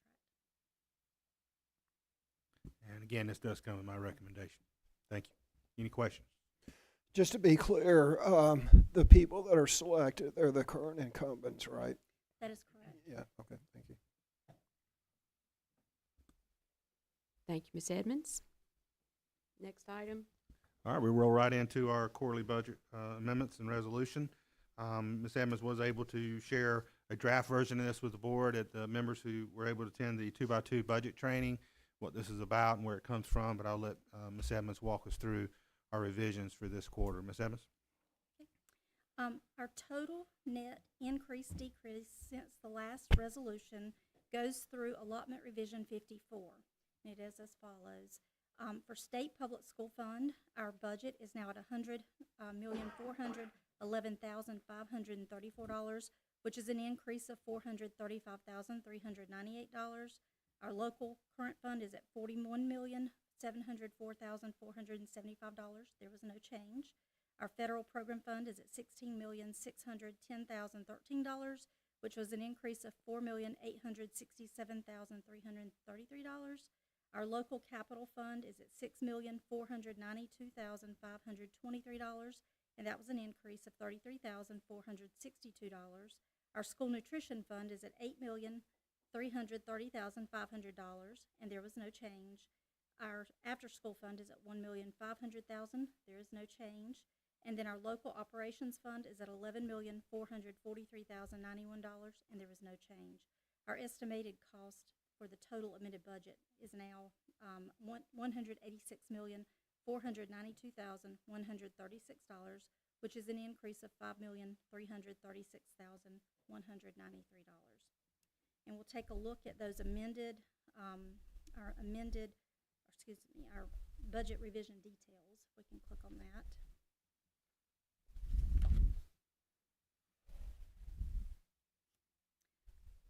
For state, this goes through each one. For state 29, which is behavioral support, it increased by $110,580, and that is the difference in the initial allotment versus our estimated budget. For PRC 48, which is other teacher performance budget, our bonus, it is an increase of $38,216, and this was the principal bonus allotment.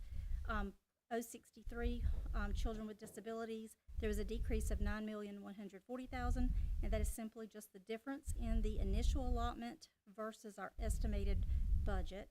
And then school connectivity was an increase of $17,703. Again, a difference in what the initial allotment is versus what we had put on for our estimated budget.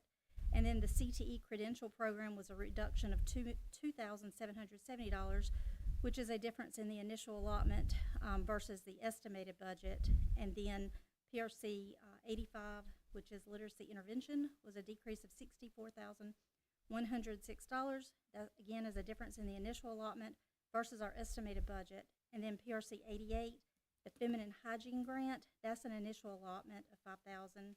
And then PRC 94 is the average daily membership growth.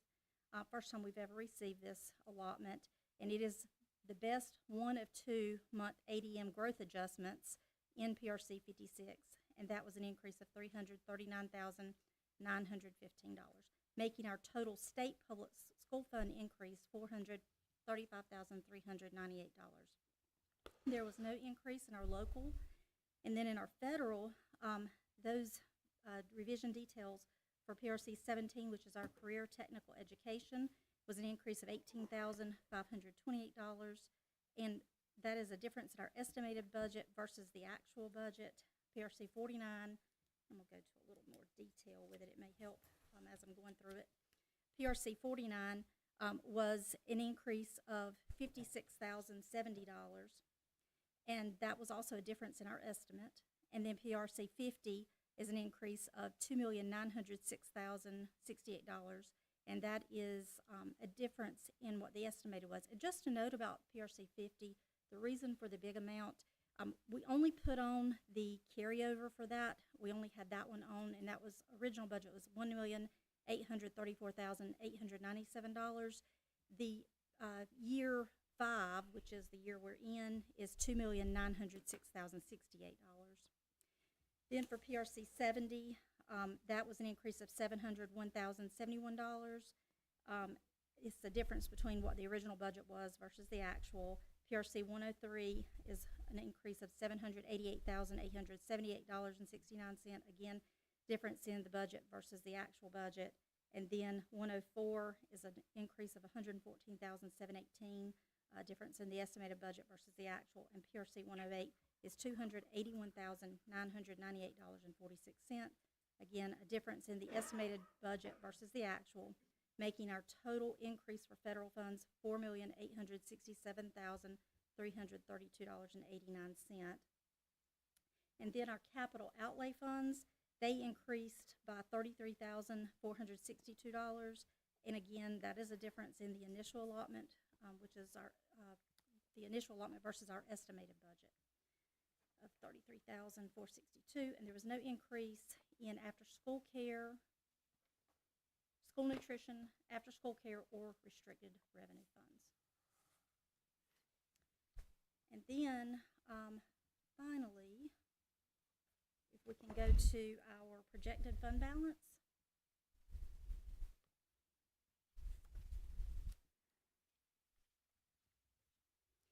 Our fund balance as of June 30th, 2024 was $5,386,938. We had $361,226 assigned for inventories, $105,457 were assigned for accounts receivable, and then we had $2,899,880 assigned for fund balance for 24-25, making our unassigned fund balance $2,020,375.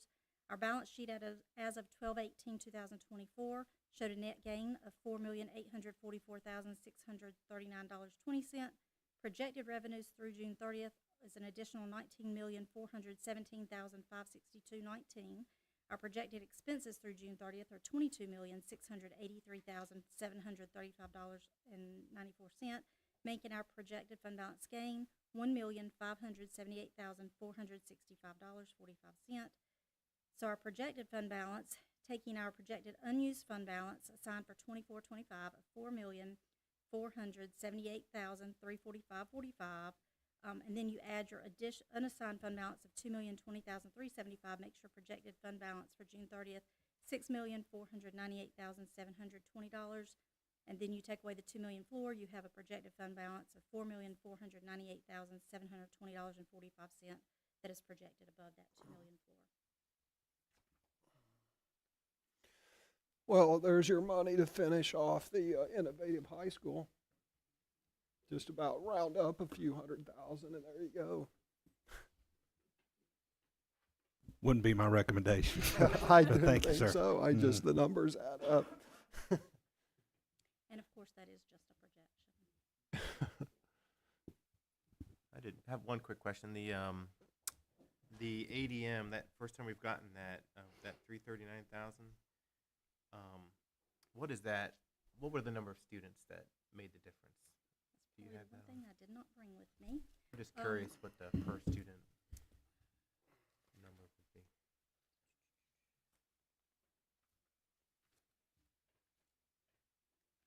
I don't believe I have that one on me, but it is the first time Right. that we've received it because they're doing funding in arrears. This is the first year they've done that, and so we did receive additional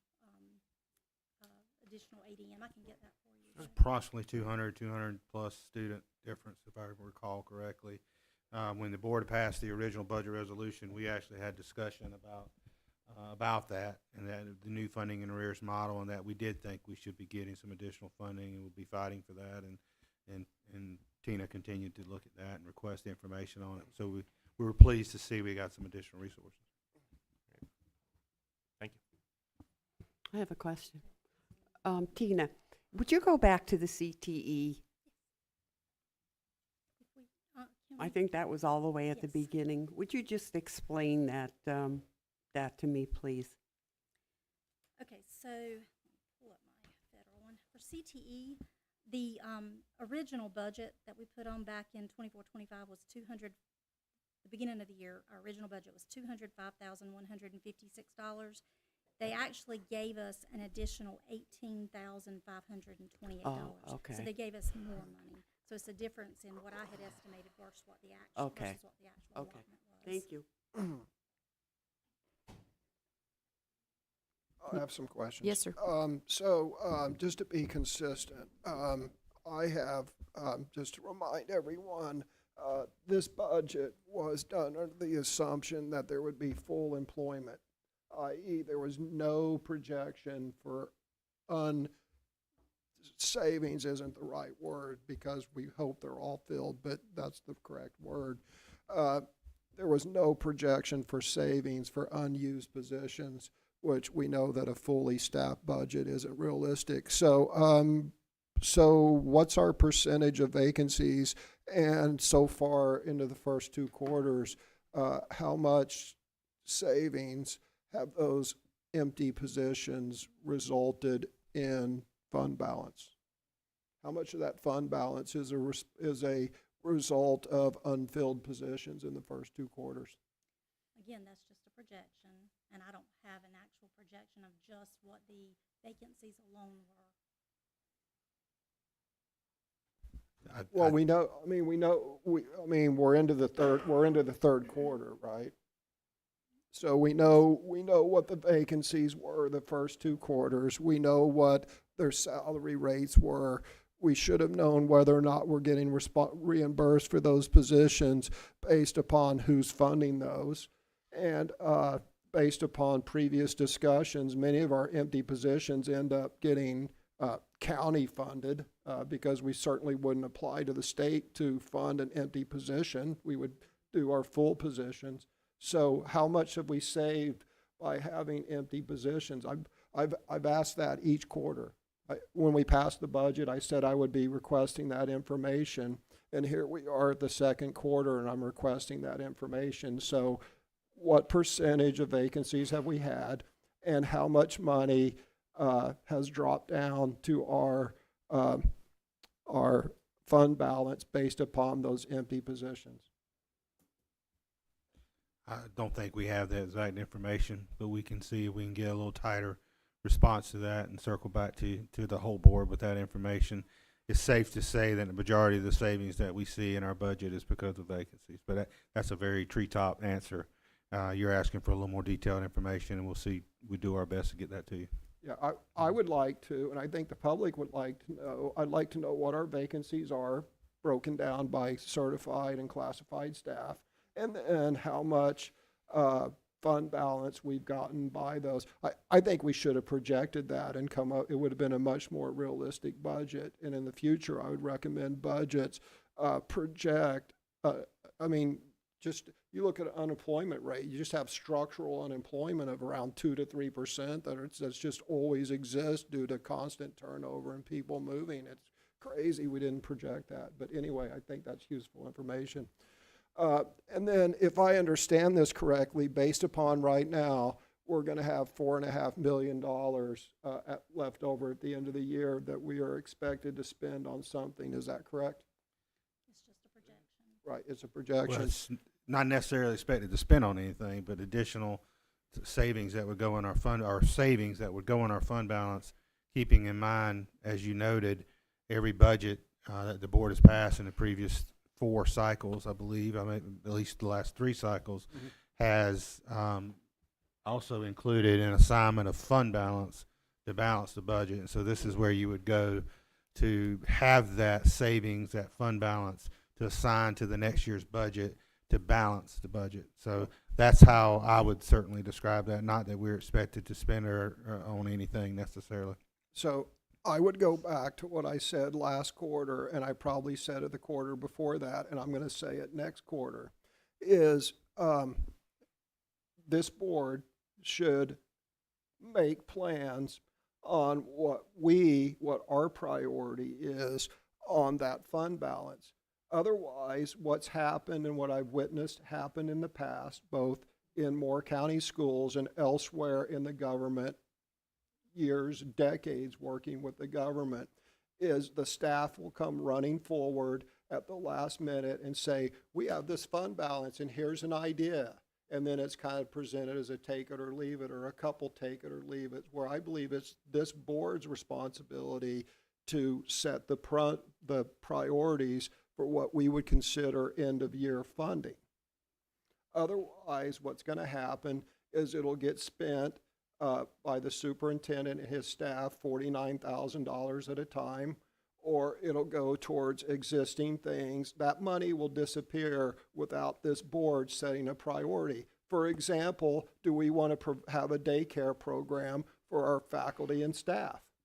You know, if we do, then we say, you know what, superintendent, you better start working together on a budget of that. And we plan on using this fund balance to get that started. Whatever our priorities are, we should drive the train. We should set the priorities. And if the superintendent and his staff have other ideas, that's great. Bring them forward. But it needs to be purposeful. And what we don't want is we don't want the tail wagging the dog. All right, thank you, Mr. Hensley, and we will work together and collaborate with our school staff. I appreciate that. I have something to say, too. Yes, ma'am. David, I totally agree with you, and we have said this for the last 2 years. And I really thought that the money that was left from the fund balance for the number of vacancies was going to be put in a special fund. We spoke about that several times. We're not going to do that, or what? So then we always know what our money is due to these vacancies. There's, Our fund balance is the savings that we have from each year's budget. I just want to again reiterate that local Fund 2 fund balance. But you're not exactly saying it's because of the vacancies. There's other things included in that. Could be, yes, ma'am. Mm-hmm. Okay, I'm just But part of the requesting. found part of the information we've shared with the board each year is we estimate our savings we're going to get from vacancies. That's part of what Tina puts together when she does the foundational information for the budget. Okay, but we've been talking about specifically knowing the amount of money we're saving for the vacancies instead of having it included in everything else. I don't recall a directive from the board to do that, but what we've tried to do I is don't give think you. that there was directions. Yes, We ma'am. just What we've spoke tried, about it. what we've tried to do is give you a lot of detailed information. There isn't another school district I'm aware of that estimates fund balance and monitors it from a month-to-month basis that Ms. Edmonds is doing. This is a lot of information. And again, it's projection. It can change. It's going to be fluid as we move through the remainder of the year because there's always costs that come up that we won't end up having 4.5 million over the floor. But this is something that Ms. Edmonds tries to track to give the board the most information we possibly can. I think Tina does an Yeah. absolutely wonderful job. Yeah, And that right. isn't what I'm talking about. I'm talking about the money that is for the vacancies. We should know from month to month, from year to year, how much money we saved on that. Mhm. Specifically. And I don't know if it's that we saved it, we didn't spend it, Exactly. with where it was Okay. intended. But I think that's a good idea, and we'll add that to our workshop. So, Robin, Ideas. it Yes. was always spent. My point is it wasn't planned, deliberate spending by the board. Yeah.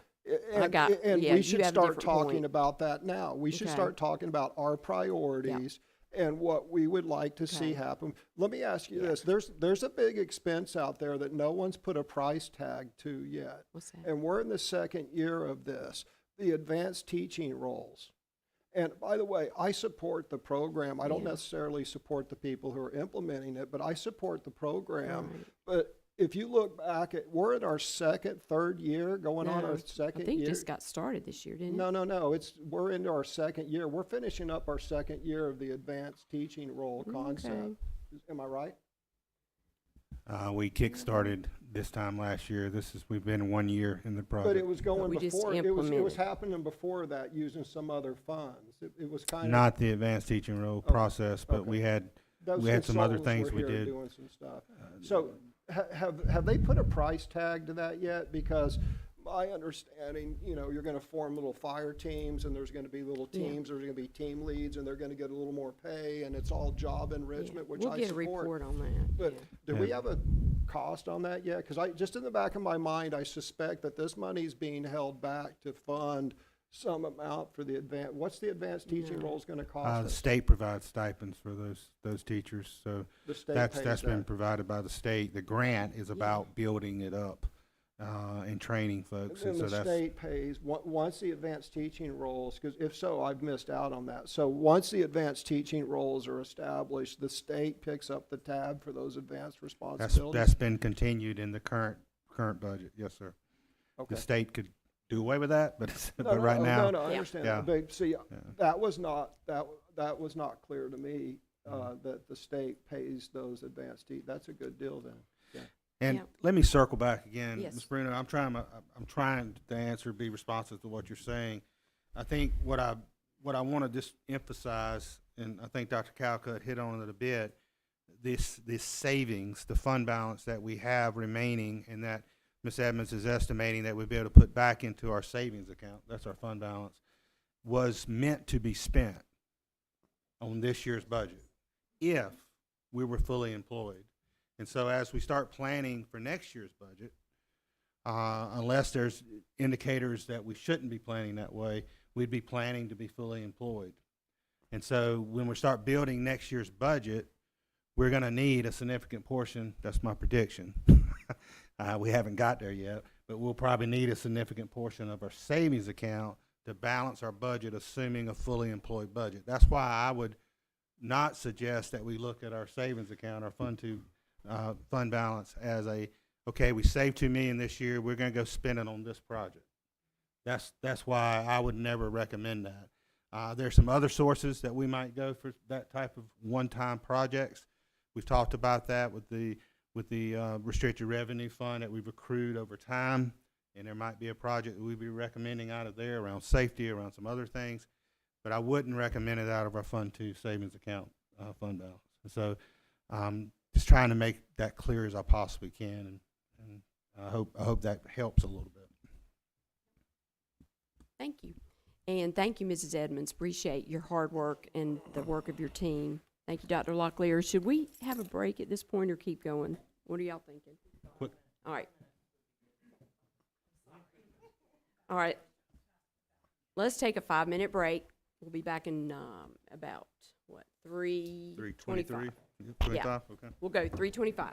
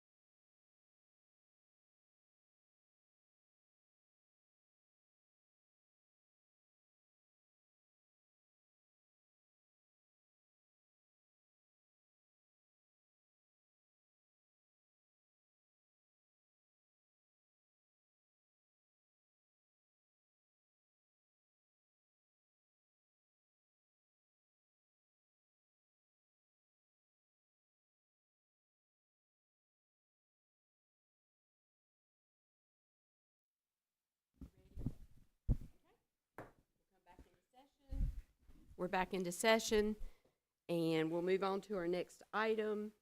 That's G. Dr. Locklear? Thank you, Madam Chair. Yes, this is for a refresh of student Chromebooks in Area 3 being the Pinecrest High School feeder area, which is our largest refresh that we have every 4 years. So I'll turn it over to Ms. Sinan, Assistant Superintendent for Academic Student Support Services, and Mr. Eklund, our Director of Technology, to walk us through this. It does come with our recommendation, and this is a little different than we've been able to do in the past couple refreshes because of ESSER monies. We've been able to do outright purchases. This is going back to what we've done prior to that, which is lease purchase model. So, Ms. Sinan, Mr. Eklund, I'll turn it over to you. Okay, great. Thank you, Dr. Locklear. Dr. Calcutt. This is a request for refresh for the Area 3 student devices for the 25-26 school year. This would require a total of 3,850 devices total to cover both for current enrollment and possible enrollment increases. We're selected the same devices as our last refresh under the NC contract, Hewlett-Packard devices from Trafera with a four-year warranty on accidental damage coverage as well. We're requesting this now in January just in order to provide pricing and supply chain stability and to avoid any last-minute device preparation in the months before the start of school.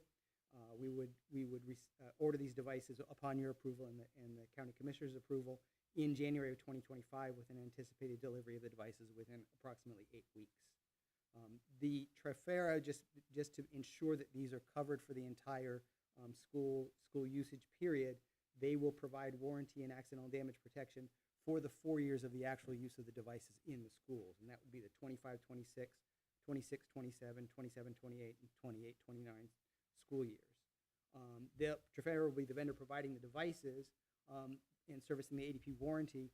But in consulting with the finance department, and as Dr. Locklear has said, because we are now past those large distributions of funds, ESSER funds and ECF funds that we've been able to use for student devices, we're moving back more towards the sustainable operational expense of a lease purchase, a yearly expense. Consulting with finance, we determined that we could manage this within a 3-year lease purchase agreement. And the reason we selected a 3-year lease purchase agreement is because it would save us $27,868 over the period, over the lease term. We presented this to multiple financing vendors and chose First American Financial based on their lowest cost, both for 3-year and 4-year lease purchase agreements. Oh, I'm sorry. Sorry. Thank you. I think it's also worth noting, if the board were to approve this at its meeting, because it's a lease purchase, Yes. it also requires our Board of Commissioners approval, which we've done that in the past with lease purchases. That resolution that outlines the commissioners' support of that is also attached to the executive summary. So if the board were to approve this, we would move forward at their last January meeting and get this approved there. Yeah, January 20. And my apologies, I didn't specify the exact total cost here. It would be $501,296.34 a year for 3 years, for a total cost of $1.5 million, $3,889.02 in total from our local technology funds.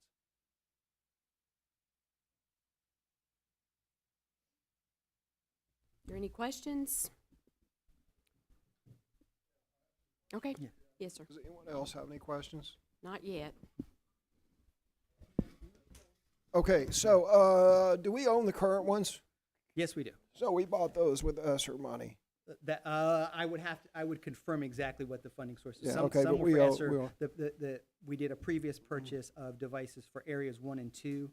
I'm sorry, yeah, for areas 1 and 2 for 24-25, and we own those devices. And then what we are in our refresh plan, what we have done typically is we own the devices, and then they are devices that are available for moving forward the needs in the elementary schools if needed. We're evaluating that very closely now that we're post-pandemic about what the exact needs are. Yeah, that's in all what I was different going to schools. ask is what we do with the ones that we replace. Right. The devices that are still in good condition, then they're available to us to use in other grades. So, And as long as they're still supported as well, they have a life where Google will eventually stop updates, so they won't. get yeah, security I updates understand. again. Do you know when the end of life of the current Google operating system is that's on them? I Android would have operation? to confirm. It's definitely through the period of the life of these devices. I think it's at least through 2030 on these devices, but I'd have to confirm that. So here's my question, and here's my suggestion, and here's what, as a business, look, most business owners would just not rotely replace 3,600 devices all at once at a cost of $1.5 million. Government agencies do that because it's taxpayers' money, and they're not responsible for a P&L. So I guess if I were in charge, I would look at the failure rate of them, because look, when you lease them, when 3 years is up, you gather them all up, you turn them in. But when you own them, it's different. I'll give you an example. In my companies, every single laptop we have was bought off eBay as refurbished, and they're going on 8 years old. The Windows 10 operating system will be obsolete. They got them from our fingers. They pried them from our fingers when they just stopped supporting the operating system. So I would, if the failure rate is 20% a year, why don't we just lease what our projected failure rate is? What's the downside in replacing them as they fail, and then maybe saving, we're looking at $500,000 a year. Maybe we save $400,000 the first year, $300,000 the second year, and then by the third year, we've replaced them all. Why? Because I assume not all 3,600 are unserviceable. Yeah, that's correct. Now, to give a little bit of history, the initial rollout of devices that we actually did do a true lease, and right. the leasing companies treated us, like you said, like a business. And unfortunately, devices in student hands are very different than devices in an adult hand.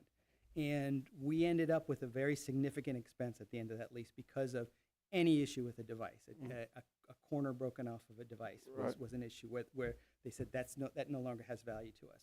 So that's why we moved to the lease purchase agreement, so that what it gave us the flexibility to do is work on a full refresh of devices, then have time to take the remaining devices back, look through them and say, these are the ones that are serviceable, these are the ones that are not serviceable, and that will vary. I couldn't give you an absolutely accurate estimate. We do get a significant number of devices that are serviceable, but that varies from year to year, and it also, we have a lot of devices that the condition is that we would not put that back in a student's hands. It would be available in an emergency, or we might use it for parts, but that's why we are working to own the devices as opposed to have a lease to return them to a company and then have an unplanned expense. And those things would also be happening when you were trying to work out a refresh for the next school year. You need to get new devices in students' hands. So by doing the refresh in this way, we make sure that the school year starts, every student has a functional device. We know it's functional. We know there's no issues. The devices that we take back, that we own, that we will absolutely get the value of usage of the ones that are still usable, then we have time to assess them, make sure that those are in good condition, and then, like I said, in the past, these have gone to the elementary schools. Hey, here is, a elementary school needs this many devices. Here we have them in the warehouse. They're available, and they're there. And then, or if they're devices that are right at the end of their support range, Google is going to end support for them in a year. We don't want to put them out and then have to pull them back immediately. Then we take them and we surplus them, and we get value from companies that are looking for those, either the parts to grind up for precious metals, or to, here are spare parts that they do repairs for other districts or even other countries. Sometimes they take them. Yeah. And sell them So off. yeah, I'm not questioning the lease purchase agreement. Based upon what you said, I understand that at the end of the 3 years, we're going to own the ones that were leased, that we're going to lease, assuming that we approve this, correct? Yeah. What I'm questioning is, since we own the existing ones, why we're replacing 3,850 of them, presumably they all work now, and presumably 75% of them will work at the end of the next academic year. So why are we spending $500,000 a year replacing perfectly good Chromebooks that may last another year or so? Why don't we replace 25% of them? Well, because the time that we would be making that assessment, the time we could take and adequately get those devices back and assess them, right now there's not an overlap. We need devices we would need to take the devices back, assess them, and then have devices prepared for the start of the school year. So if we did it in that model, we would be scrambling to get devices for the start of the next school year. We need to take we could, if we move to that model, we would need a significant overlap of devices in hand to be able to assess and say, this is what we have that can go back up to the school. So that's what I'm suggesting. Mm-hmm. And again, let's just make the numbers 4,000 to make the math easy. 3,850 is an odd number, but let's just make it 4,000. So all of them are working right now because they're in students' hands. And then you say, okay, rather than spending $2 million or $1.5 million over the next 3 years to get all brand new ones now, why don't we get a third of them? Why don't we get a third or 25%? Why don't we get 1,000 new ones this year and 2,000 new ones next year, and then just replace the unserviceable ones? Hold on. Okay. And, that would save us, the first year, it would save us $375,000. Going on the 3-year lease, I'm just using the first column there. I mean, obviously Right. the 4-year lease would be different. But when we would then potentially be presenting you with, now next year, now we've had this many more devices fail and this many more Right, batteries that aren't working. Those devices are going to be continually less functional as they extend on those years. Right. And it becomes an additional planning burden that right now we don't let those devices go to waste. We don't throw them out or anything. So those devices that when they come back to us after this refresh, we know that Southern Middle, West Pine Middle, and Pinecrest are starting with every student has a functional device, has a new device that we know is covered under warranty. The other thing that happens as well is these are devices that our students are taking home. They are no longer covered by the accidental damage protection warranty. So then what you have is the increased cost of, well, now we have this device that was covered under warranty and this device that's not covered under warranty, and I think the complexity of it becomes very difficult. So that's why we refresh the 6 through 12 students on this cycle to make sure they always have a device that's covered under accidental damage protection. When the devices that we recover that are in good condition from these schools go to the elementary schools, they're staying in the schools. They're in the schools in carts. So the level of damage and the level of issues that we have with them is significantly lower. And that's a manageable situation. The devices in the elementary schools that may not be under ADP warranty, we can manage that. A mixture of devices being at the middle and high school level that some of them are covered for theft, loss, and accidental damage, and some of them aren't, and some of them are under warranty, and some of them aren't, becomes a real burden just to manage those and just to ensure that students have functional devices. so. If we save $1 million, that's a burden. Well, I wouldn't say I don't say that we're wasting that $1 million because we take those devices and then we use them in as needed in the K-5 grades. And how many devices do you need in K through 5? I thought we bought apples for K through 3. No, or something. K2 have iPads, and Right. I'm sorry, K1 have iPads available for their use in the classroom. Grades 2 through 5 have Chromebooks that are available for use in the classroom. So the devices, the approximate number of 2-5 students that we have at any time is approximately 4,000 devices for their needs in the schools, and so. Again, we'll take what they have that's cycling out of either the batteries don't work anymore or Google doesn't support them anymore. We'll take the devices from the 612 refresh and say, okay, these are now available to those schools. To make Right, sure that and they're those covered. schools need 3,850 devices. We didn't buy any devices for them using COVID money. We using have, ESSER funds. in 22-23, we did get devices for them. So they are now, so for 25, 26 is year 4 of those devices uses. So in terms of the actual life cycle of the devices that are there, 'cause they are going to start needing devices to refresh what's available to Well, them. you Not all lost me. 4,000 of them. Right, we bought devices in 22, 23. Right. So in 25, 26, That's the 4th year. that's 3 years. Right. 3 So, years. so again, so we'll have devices that will be available for them, that we can deploy to them as needed, and then their older devices, yeah. I just suggest it would be a much more frugal approach to using the public funds if we just forecast, say, a 25% failure rate.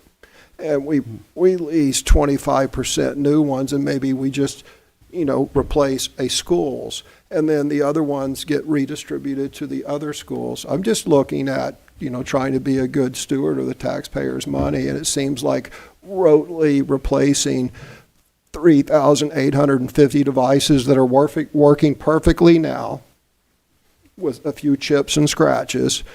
They're not going to be end of life for another 4 or 5 years from a Google support, from an Android update standpoint. And I know you just spoke off the hip, but let's say they're good for another 3 or 4 years. It doesn't seem to be a good steward of the taxpayers' money to all of a sudden replace 3,850 devices that are working perfectly, that I'm pretty sure we could squeeze another year or 2 out of most of them. That's all I'm suggesting. I would contend that we would have significant expense related to the damage of those devices that wouldn't be covered under accidental damage protection, and they would also not be covered under warranty anymore. And because those would be in students' hands and going home on a regular basis, then we would lose the savings that we obtained on not buying more devices.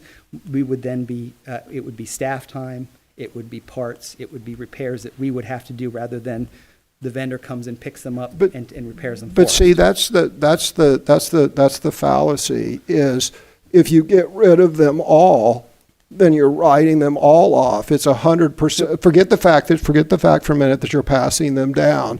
The failure rate is going to be the failure rate from accidental breakage is going to be essentially the same. Assuming they have solid state hard drives, there's not really a wear component on it other than accidental droppings. So, hold on, just let me finish this thought, please. So the fallacy, look, if you get rid of all them now, then you're writing off 100% of the cost. But then you're arguing that if we hang on to them and we have a 10% error, failure rate in the out years, then gosh, look at that 10% expense. Well, you're having 100% expense replacing them now, and you can always lease more. That's what I'm losing. And again, I appreciate the staff time aspect of it. I understand the management side of it, but boy, that's just, you're asking us to spend 1.5 million. You're asking us to spend 500,000 the first year when all of them work right now. And my guess is 95% of them will still work at the end of the next academic year.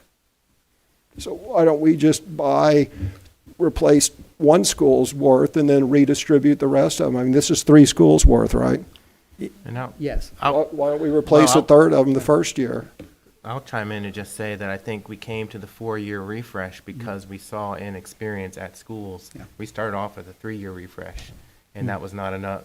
And then we Yeah. stretched it to 4 years. Right, that's correct. And then when we got to the 4-year refresh, that was kind of the break point. But what's Just when driving it? Is it the antiquated operating system? Because the Wear and tear and staff time and parts to I replace. understand and- the staff time part of it. And the other piece I'll just say is just logistically, school by school, the rollouts and the maintenance and the upkeep.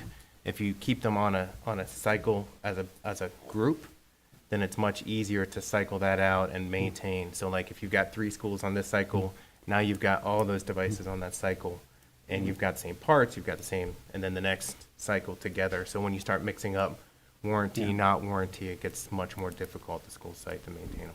And most importantly, our students have what they need. Yeah. That's the most important piece, is that this plan supports our students and our schools. Well, okay, so let's discuss that a bit, Ms. Calcutt. So how are the current ones not fitting our needs? I mean, do these have upgraded color displays? Do they have like levitating mice? What features do these have that are not I made that levitating mice up, but I mean, what do these have? I mean, I would argue that the current ones are meeting their needs. I don't think you can say they're not. Well, no, but this plan makes sure that our students have what they need on a cycle, on a basis, that they're serviceable, they're cost-effective, we have people in place that can manage it, and that means a lot when you're walking in a building, and you've got to make sure every child has a Chromebook. So I really appreciate all of the hard work and the expertise and the years of labor and understanding of this process. And you bring that to the table, Mr. Eklund, so I really appreciate it. Are there any other questions? Okay. Thank you. Thank you. Next item still with Mr. Eklund. Ms. Simon, talking about plans to move forward with voice over internet protocol. Is Yes, that what it's that's called, correct, Mr. that's Eklund? correct. For all our district's phones, we have a portion that don't currently use that. So I'll just turn it over to you because you know much better about this than I do. But it Great. does come with my recommendation that we transition to this if possible based on staffing and timeline over the next 5 years. Mr. Eklund. Yes, thank you, Dr. Locklear. Yes, we currently use voice over IP phone services at the central office, off-site central offices, Community Learning Center, Aberdeen Elementary, Northmore High, Pinehurst Elementary, Southern Pines Elementary, and Union Pines High. We continue to have issues with the old legacy phone systems that they're failing. They have feature issues, but we are now at the point where if we add voice over IP services to any other school, we now go over a recurring cost threshold that now we need to come to you as a school, to the school board for approval because we go over the $50,000 threshold. So we wanted to make sure that we were identifying the most cost-effective VoIP service that meets all of our district requirements. So we conducted a request for information process online and also through direct solicitation with known education VoIP providers. We received 8 responses. All of the responses met the technical requirements of the RFI. So in order to choose the most cost-effective option, we made a simple tabulation of the monthly recurring cost for the different options, and Carolina Digital Phone turned out to be our lowest cost options. Thankfully, Carolina Digital Phone is our current provider, and we are very happy with their services. And they agreed to a 3-year agreement with 2 optional 1-year extensions for VoIP services. So our current line costs, our yearly cost is $45,504. If we go through, now it's dependent on staff time and dependent on need, but we wanted to make sure that we made an estimation of the total cost district-wide if we went through to VoIP services to all the sites. There's not a guarantee within this 5-year period that we will need to, but we want to make sure that as legacy phone systems fail, that we have presented you with a true cost of what providing VoIP services to the entire district would be. And within this agreement, an additional fixed equipment cost for all the remaining schools would be $82,917.51, including tax, and the monthly recurring cost, yearly recurring cost would be $88,338. And again, this deployment will be based on school needs and also our staffing capacity. 5 years for all the remaining schools would be aggressive. We could certainly do it if we had the staffing available to do it. But we're seeking approval to make sure that we're covered should, knock wood, all the other legacy phone systems fail within the next several years. I am curious how, whenever you say they're failing, could you explain that to me without having to go in great detail necessarily? One of the issues that we've dealt with, maintenance has managed those phone systems in the past because they were more like a fixed piece of equipment that's just sat there at the school. It became a technology responsibility because it's now running through the network, and we need to make sure that the internet services are covering for that.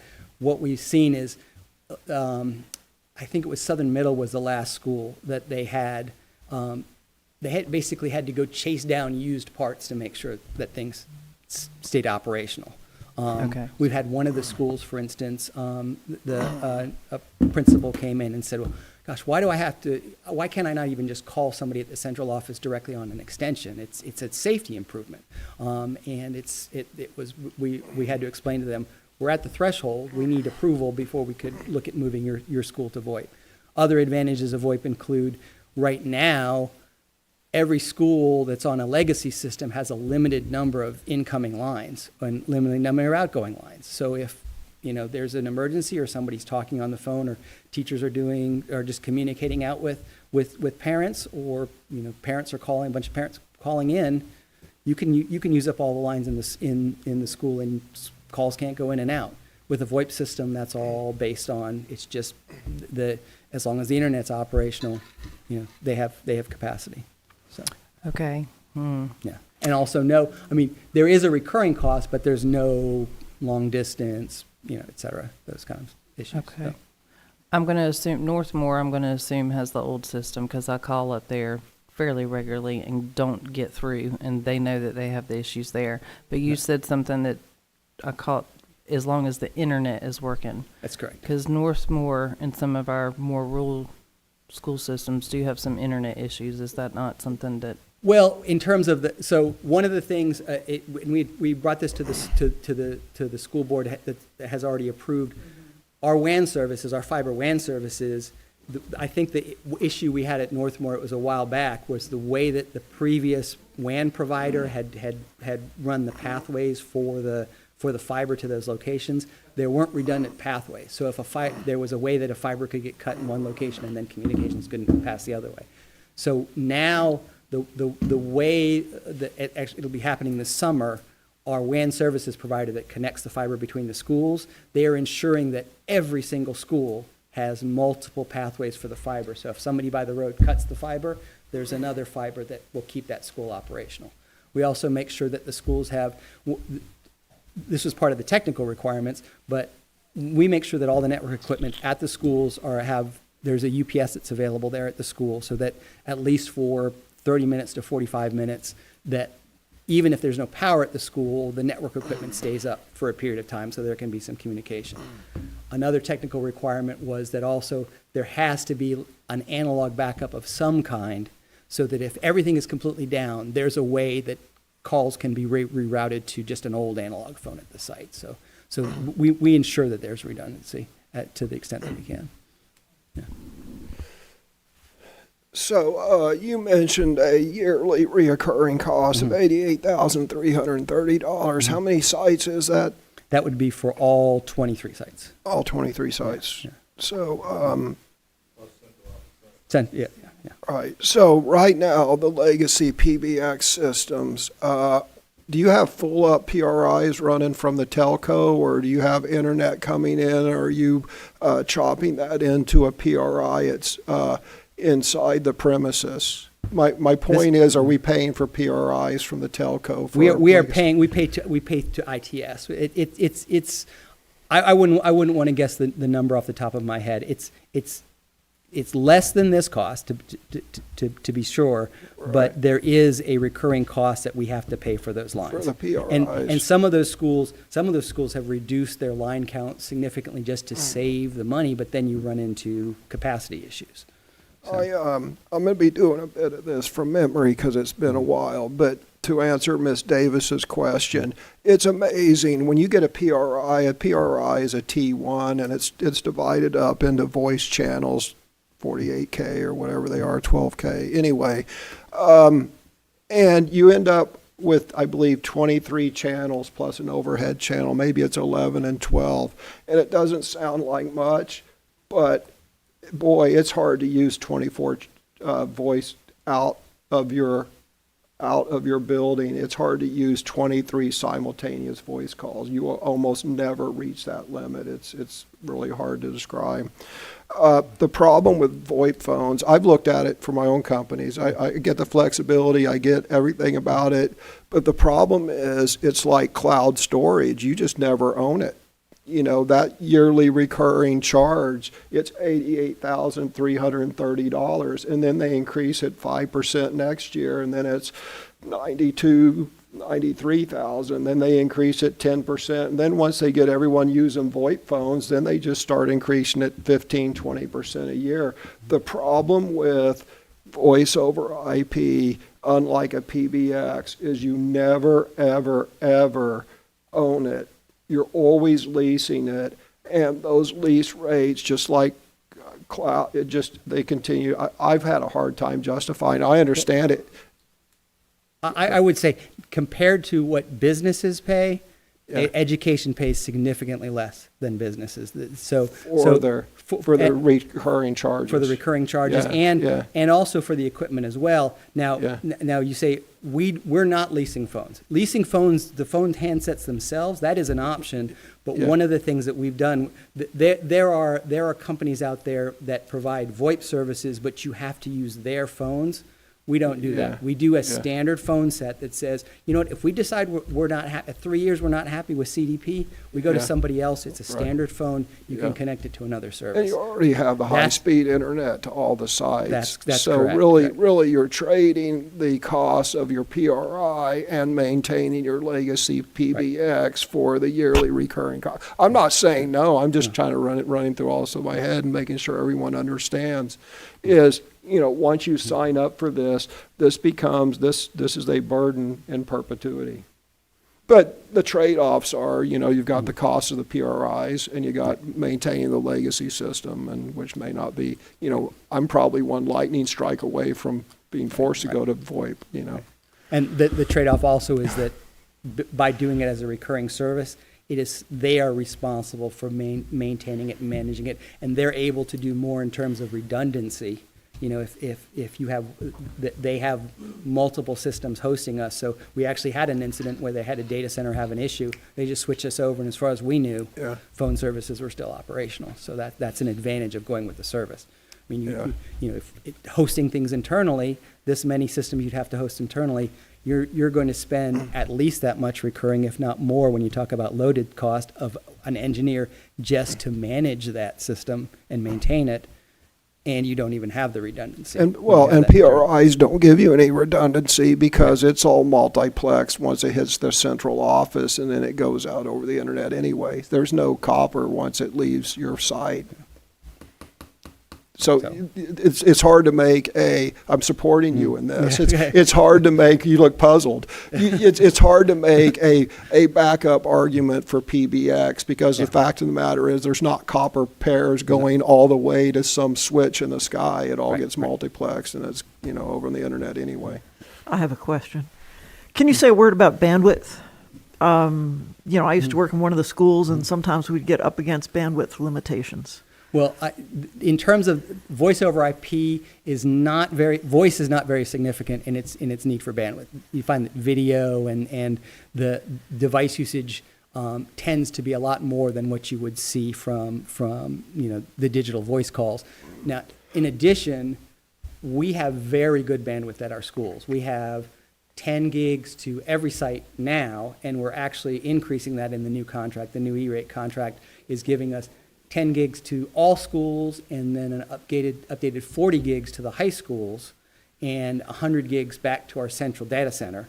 And then through the state, our internet connection, they basically make it as big as we need. It's right now, I think it's 4 gigs, but if they see it go over a certain threshold in terms of usage, they just bump us up and bump us up. So we have an easy capacity to go to 10 gigs. I wouldn't want to quote incorrect numbers, but voice would be one of the lowest usages that we see. I wasn't thinking so much about voice causing problems, so much as students surreptitiously watching videos, occupying all the bandwidth so that the phone calls would not go through. We're not seeing those types of issues now. We have that capacity. We also have, in terms of students surreptitiously doing things, I think you might get an updated presentation. I don't know if you've seen the tools that technology gives teachers to manage technology use in their classrooms, so they know what their students are doing. So, and we monitor the bandwidth usage all the time, so we see, is there an unusual spike of bandwidth at this school or this school? That we can identify and respond to issues as they occur. We're not seeing those types of issues, but I'm not guaranteeing that we wouldn't, So. All right, thank you. Great conversation. Okay, I learned a thank you. lot. Thank you so much. Thank you. Okay. Just real quick, just to Ms. Dahl's point, you guys use quality of, or priority of service it's anyway, quality of right? service So is voice academic, is going yeah. to be prioritized over video and data anyway. Yeah, it's a technique that every single packet on the network is this more important than this one? Okay, if you're running out of bandwidth, ignore this one, let this one go through.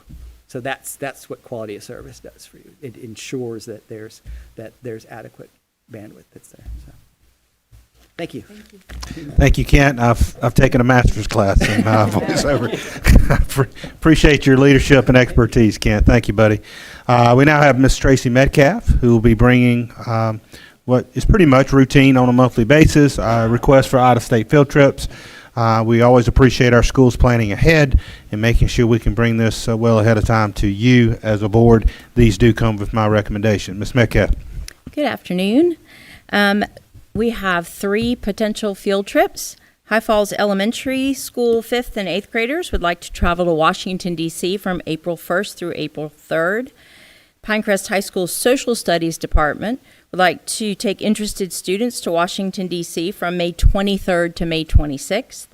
And Pinecrest High School's Model UN Club would like to travel to the UN Model UN Conference, which takes place at American University in Washington, D.C., from January 30th through February 2nd.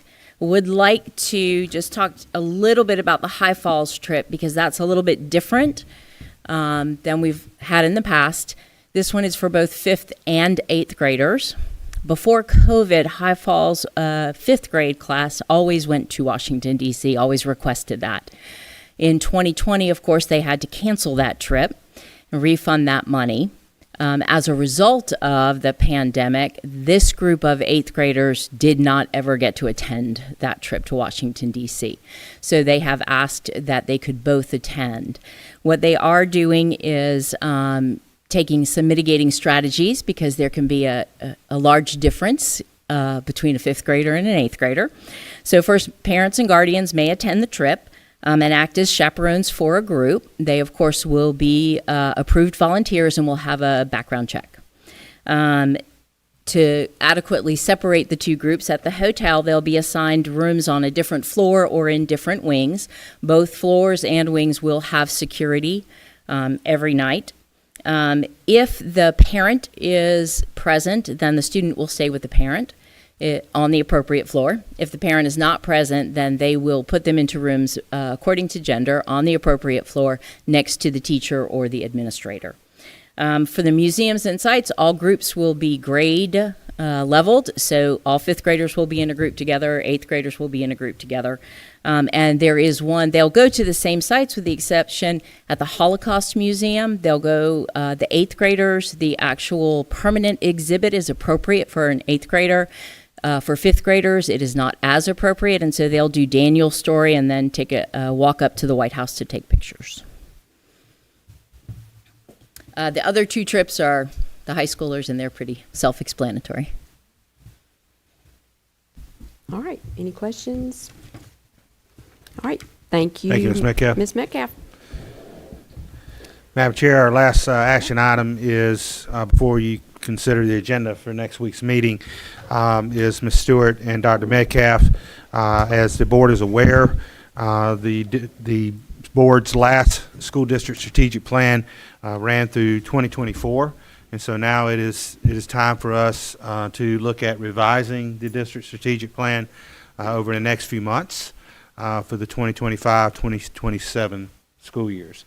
And this is simply a scope of work, a timeline, or how we could go about doing that over the next few months. And Dr. Metcalf and Ms. Stewart have put together just that timeline and just to have that discussion with you as a board, see if you have any feedback, questions, or thoughts. But again, this is a scope of work and timeline. It does cover my recommendation. We will look forward to the discussion. Mike? Thank you, Dr. Locklear. Good afternoon, board members. Happy New Year. I've had the great privilege over the years to be involved in the strategic planning process for the district multiple times. Some of you may remember, I take that honestly, the great privilege to be able to do that. some of you remember Growing to Greatness a number of years back, and all of them look so different. Each time we've done this, the process and the outcome has looked very different. The Growing to Greatness was very comprehensive, very large, many pages, 30, 40 pages actually, I believe that document was. One of the challenges of that was to make the objectives measurable.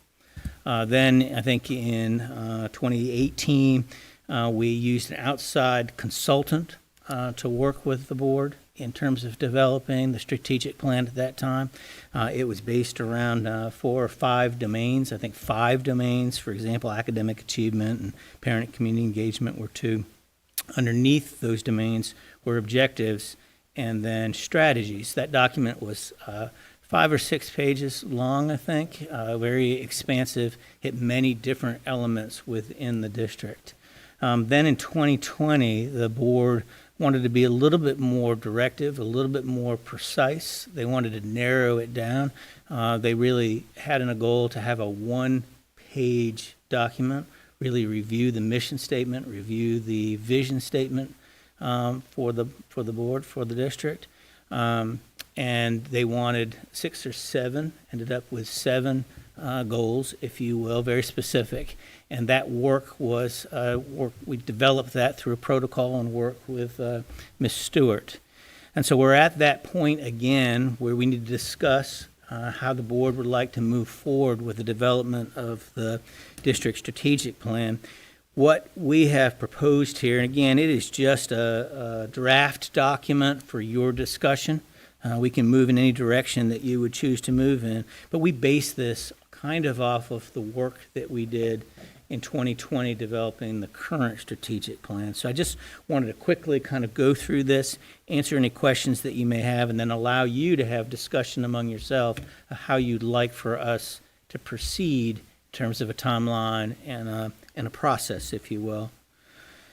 So again, we hope that at the January 13th meeting we'll endorse the process and timeline so that we can get moving on this. And then we would recommend in this draft that between January 13th and March 3rd, we get together as a board and develop a first draft. I know you've got some board workshops that may be planned, and perhaps that could be part of those workshops. I'm not sure exactly what your plans are there, but that may be one of the things that you may want to work on in January at those board workshops. Then at the March 3rd work session and the following regular meeting on the 10th, we would ask that you endorse community surveys for feedback on that draft that you have developed as a board. We would put that out in our portal for surveys. We'd get a survey, get information from our community. While that's going on, we'd also work with some of our advisory groups to get feedback as well. Certainly work with our Teacher Advisory Council. We have one scheduled for March 13th. Our Principal Advisory Group on the 25th. And then we would use our school improvement teams at each school, work with our principals at each school to get feedback from the parents right at the school level and the members of their school improvement teams. Anybody would also have, obviously, the availability to provide feedback through the portal as well. But it'd be a way for us to really share with each of those groups what your thinking was and what your thoughts were. We would bring that back to the work session on March 31st. We'd share out with you those results, what the feedback was. We would then open up an opportunity for you to take that feedback back and give us any changes that you would recommend that you'd want to make to the draft based on the feedback that you've responded, that has been responded to us. Then the hope is that we would share the recommended version based on your feedback, and then hope that we have it approved at the May 12th regular board meeting. So we're asking for endorsement of a timeline and a scope, but we're really open to your thoughts. If there's a different approach that you'd like to take, or there's a different protocol that you'd like to take, we're certainly open to that in any way. So I open up to discussion. Dr. Locklear.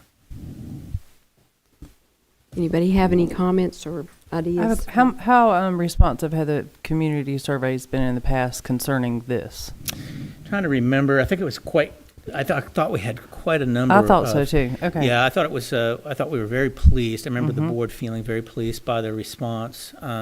And then, of course, by using the school improvement teams, you're going to get people who are truly engaged in the schools and give them the opportunity. I'll just ask the folks Okay. that were here for the last time, doing it as a board, how did it go? Were there any things that you could think of that you would improve about the process, or? I think Mr. Hensley may have been the only Please. board member. It was really, Oh, yeah. that was done before us, so this will be our first time, through. So, it was, so, there was a lot of fluff. There was these facilitators who did these facilitating, for lack of a better exercises that I thought could have been cut out. I thought we could have just got right down to the matter at hand. We don't need facilitators to facilitate discussions. There were very good conversations. Gosh, I mean, the process was good. There was just a lot of fluff. And my question that I wrote down, really, this whole process looks good. Mike, it all comes down these special called meetings in January and March. You know, how do we plan on conducting those? You know, if we're going to bring in outside facilitators and stuff, then I don't think that's necessary.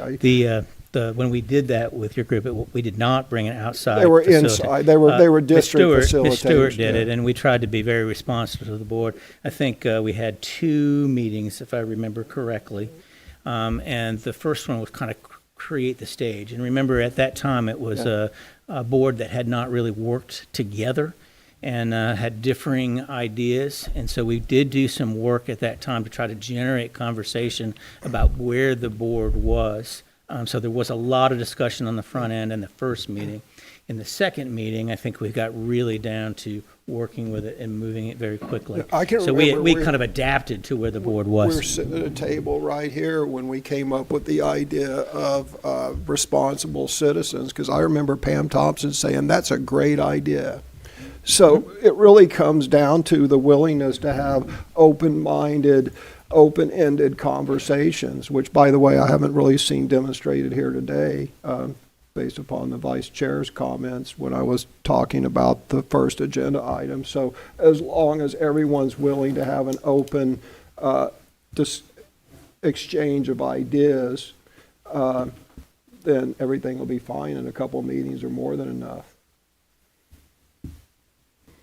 All right, so I really appreciate the outline, and I really am excited about how we're involving a variety of people groups, community people, our school folks, and then I really appreciate the timeline of, you know, how it will progress over the year. And I really want to commend you on your work that you did with your last strategic plan, because it's very evident that it worked. And our school district is in good shape, but we have many things yet to accomplish, and we're in a 2 years new direction with our work in our schools, so I really appreciate that. And, you know, I feel like it's a great plan, personally. I'm looking forward to it. So, there we go. Any other questions?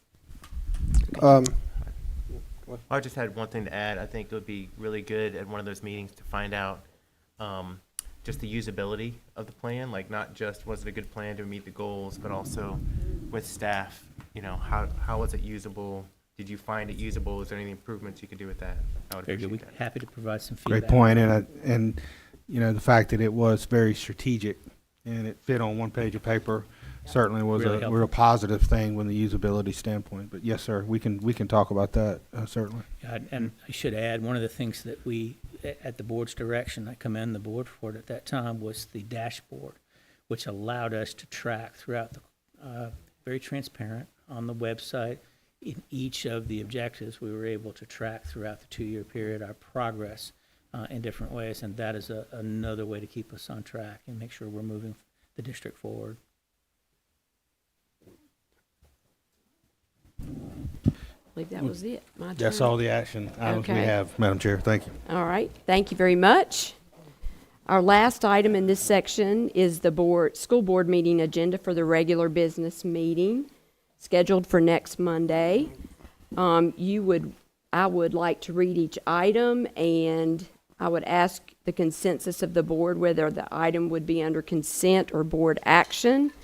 So let me get my pencil ready, and let's take a look at item A, establish date for public hearing to receive comment on superintendent's recommendation for the replacement of Carthage Elementary School. May we put Discussion. that on the action? Discussion. You Action. want it on action? Action. Okay. So A will be on action. All right, naming of gym floor and auxiliary gym, item B, action item. We're okay with that? Consent? Okay. Sorry. Thank you, ma'am. All right, West End Sewer Project Cooperative, action or consent? Are we good with consent? Okay. C will be consent. Second phase, 3M safety laminate, action or consent? Are we good with consent? Discuss, action. Action? Yeah. For D.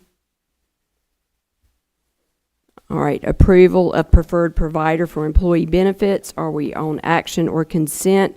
Do I have it for consent? Okay, consent for E. F, amending fiscal year 2024-2025 budget resolution. Do we have it for action or consent? Do I have it for consent? All right, Action. action for F. All right, refresh. And Sir? just to add some color to that, I would like to know what the savings has been for the first 2 quarters on unrealized payroll. I would like to All have a right. dollar amount, an estimated Okay. dollar amount. Would you mind putting that in an email too? I just said it right now. I know, but I It's like. on the video. Well, thank you for that. I'll go back and listen to the video. All right. So, item G, refresh of student Chromebooks. Will it go on action or consent? Are we good with consent? Action. All right. Item H, contract for district voice over IP, action or consent. Are we good with consent? All right, consent for H. I, out-of-state field trips. Are we good with consent? All right, consent. And J, endorsement of the strategic plan revision timeline and scope of work. Are we good with consent? All right, J. Action. I would like to Okay. see I would like to see dates that we're going to have the board work sessions finalized by then. Okay. We've got our board work sessions, yeah. No, there's a placeholder. If you pull it up, if someone could click on item J, Okay, it says, no, back, other one. Well, hold on, we'll just get there. If you go back, right there, the timeline, and you go down, right there, January Okay. 13th, Oh, yeah. called meetings. So I would like to know when those are to make sure we can Okay. all attend. we'll do our best, okay. All right, so we'll put item J on action. All right. At this time, we have a couple of items under reports, information, and discussion. Dr. Locklear. Matt, I'm sorry. I No, was, forget something. go ahead, Matt. No. Sure. I was just gonna, I noticed that this was at the request of Mr. Benway, and he's Oh, not yeah. here. Did we want to, or were we on the, I was okay. gonna recommend the same thing, that we may postpone that item. Okay. So Mr. Benway could be here. Okay, is that did we waste your time? I'm Okay. glad we saw your face. We'll save you for later. All right, if it's all right with everyone, we'll move item A to a later date, maybe our next board work session Yes, in ma'am. February. Okay, we'll move that one to February. Yeah, thank you for being prepared. All right, now it's time for board comments, and we'll start with Mrs. Bruno. I just really want to wish everybody a new happy new school year. Health and happiness, and do really well this year. Thank you. Dr. Dahl? Ms. Bruno kind of took the words out of my mouth. I wanted to wish people a happy new year and say I'm looking forward to our workshop later this month and, getting up to speed on some of the things we can do for the school district and do together working as a team. I have nothing, thank you. Okay, sorry. It's, yeah. No, you're Yeah. good. No, it's okay. Yeah, you can tell I'm still got my newbie-itis going on. All right. Thank you, Mr. Hensley. Do you want to go ahead, or do you want? Okay, I guess it's me then. I did want to take just a minute to speak about Mr. William Patrick Haggerty. He was I don't know what grade. I think he was a senior at Union Pines. Thank you, ma'am. That he passed away earlier this month, and that we've certainly kept his family in our thoughts and prayers. I know that Mr. Benway, myself, and Dr. Metcalf were able to attend the ceremony that they had, or at least in part. And he has a beautiful family that I know are missing him. So keep his family in your thoughts and prayers. And just excited again for the new year and what it's going to hold. That's all. Thank you, Ms. Davis. Mr. Johnson. I don't have any comments at this time. Thank you, and I really appreciate your patience with me as I still am learning my role and responsibilities. And I just want to thank you all for your work over the holidays. Thank our staff for being here today and being prepared. I did want to mention our strategic planning work and our timeline, and I appreciate the work that went into that and the importance of our strategic plan. And to support that, I did send out an email on a memo about a board workshop on January the 4th. I think it's a golden opportunity for us to get to know each other even better as a board. We have 3 new members and 4 experienced members, and with our work, it's as witnessed today, sometimes we need to work out the bugs so we can move quickly and efficiently with our work. And so I did ask Dr. Locklear to recommend a consultant to come in and help us, and I'm happy to share that Dr. Randy Bridges is available for that date on January 24th, and he brings a lot of proven collaboration techniques in which we can work out the relationships with each other as we work together. We can work on community building. We can think about what our core beliefs are, because we do come from a variety of professions and experiences, and they're all valuable, so we want to honor that. I think it's important for us to learn how to work with Dr. Locklear and our team. I think, this is something really nice that he can bring to us, and that's how to evaluate the effectiveness of our board meetings. And that's something that we like data, and we like to understand how effective we are and if we're working proficiently. And so I really am excited about this. I hope that you've been able to look at your calendars and look for those dates.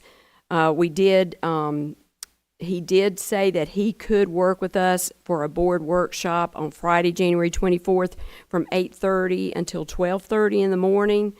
And we would like to look at day 2 being Monday, January 27th. I know I'm bringing this up right now at 8:30.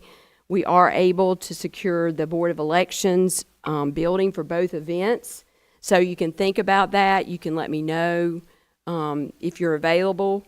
But I feel like this is really important for us to get, to get our feet on the ground, get this foundation built so we can do the work of our community.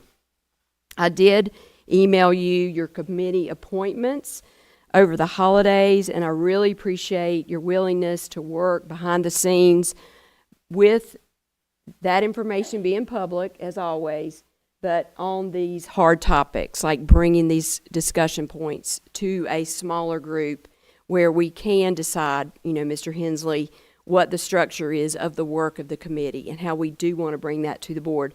So all of this goes together with that board workshop, figuring out how we're going to work together to do the county's work for our students and our employees.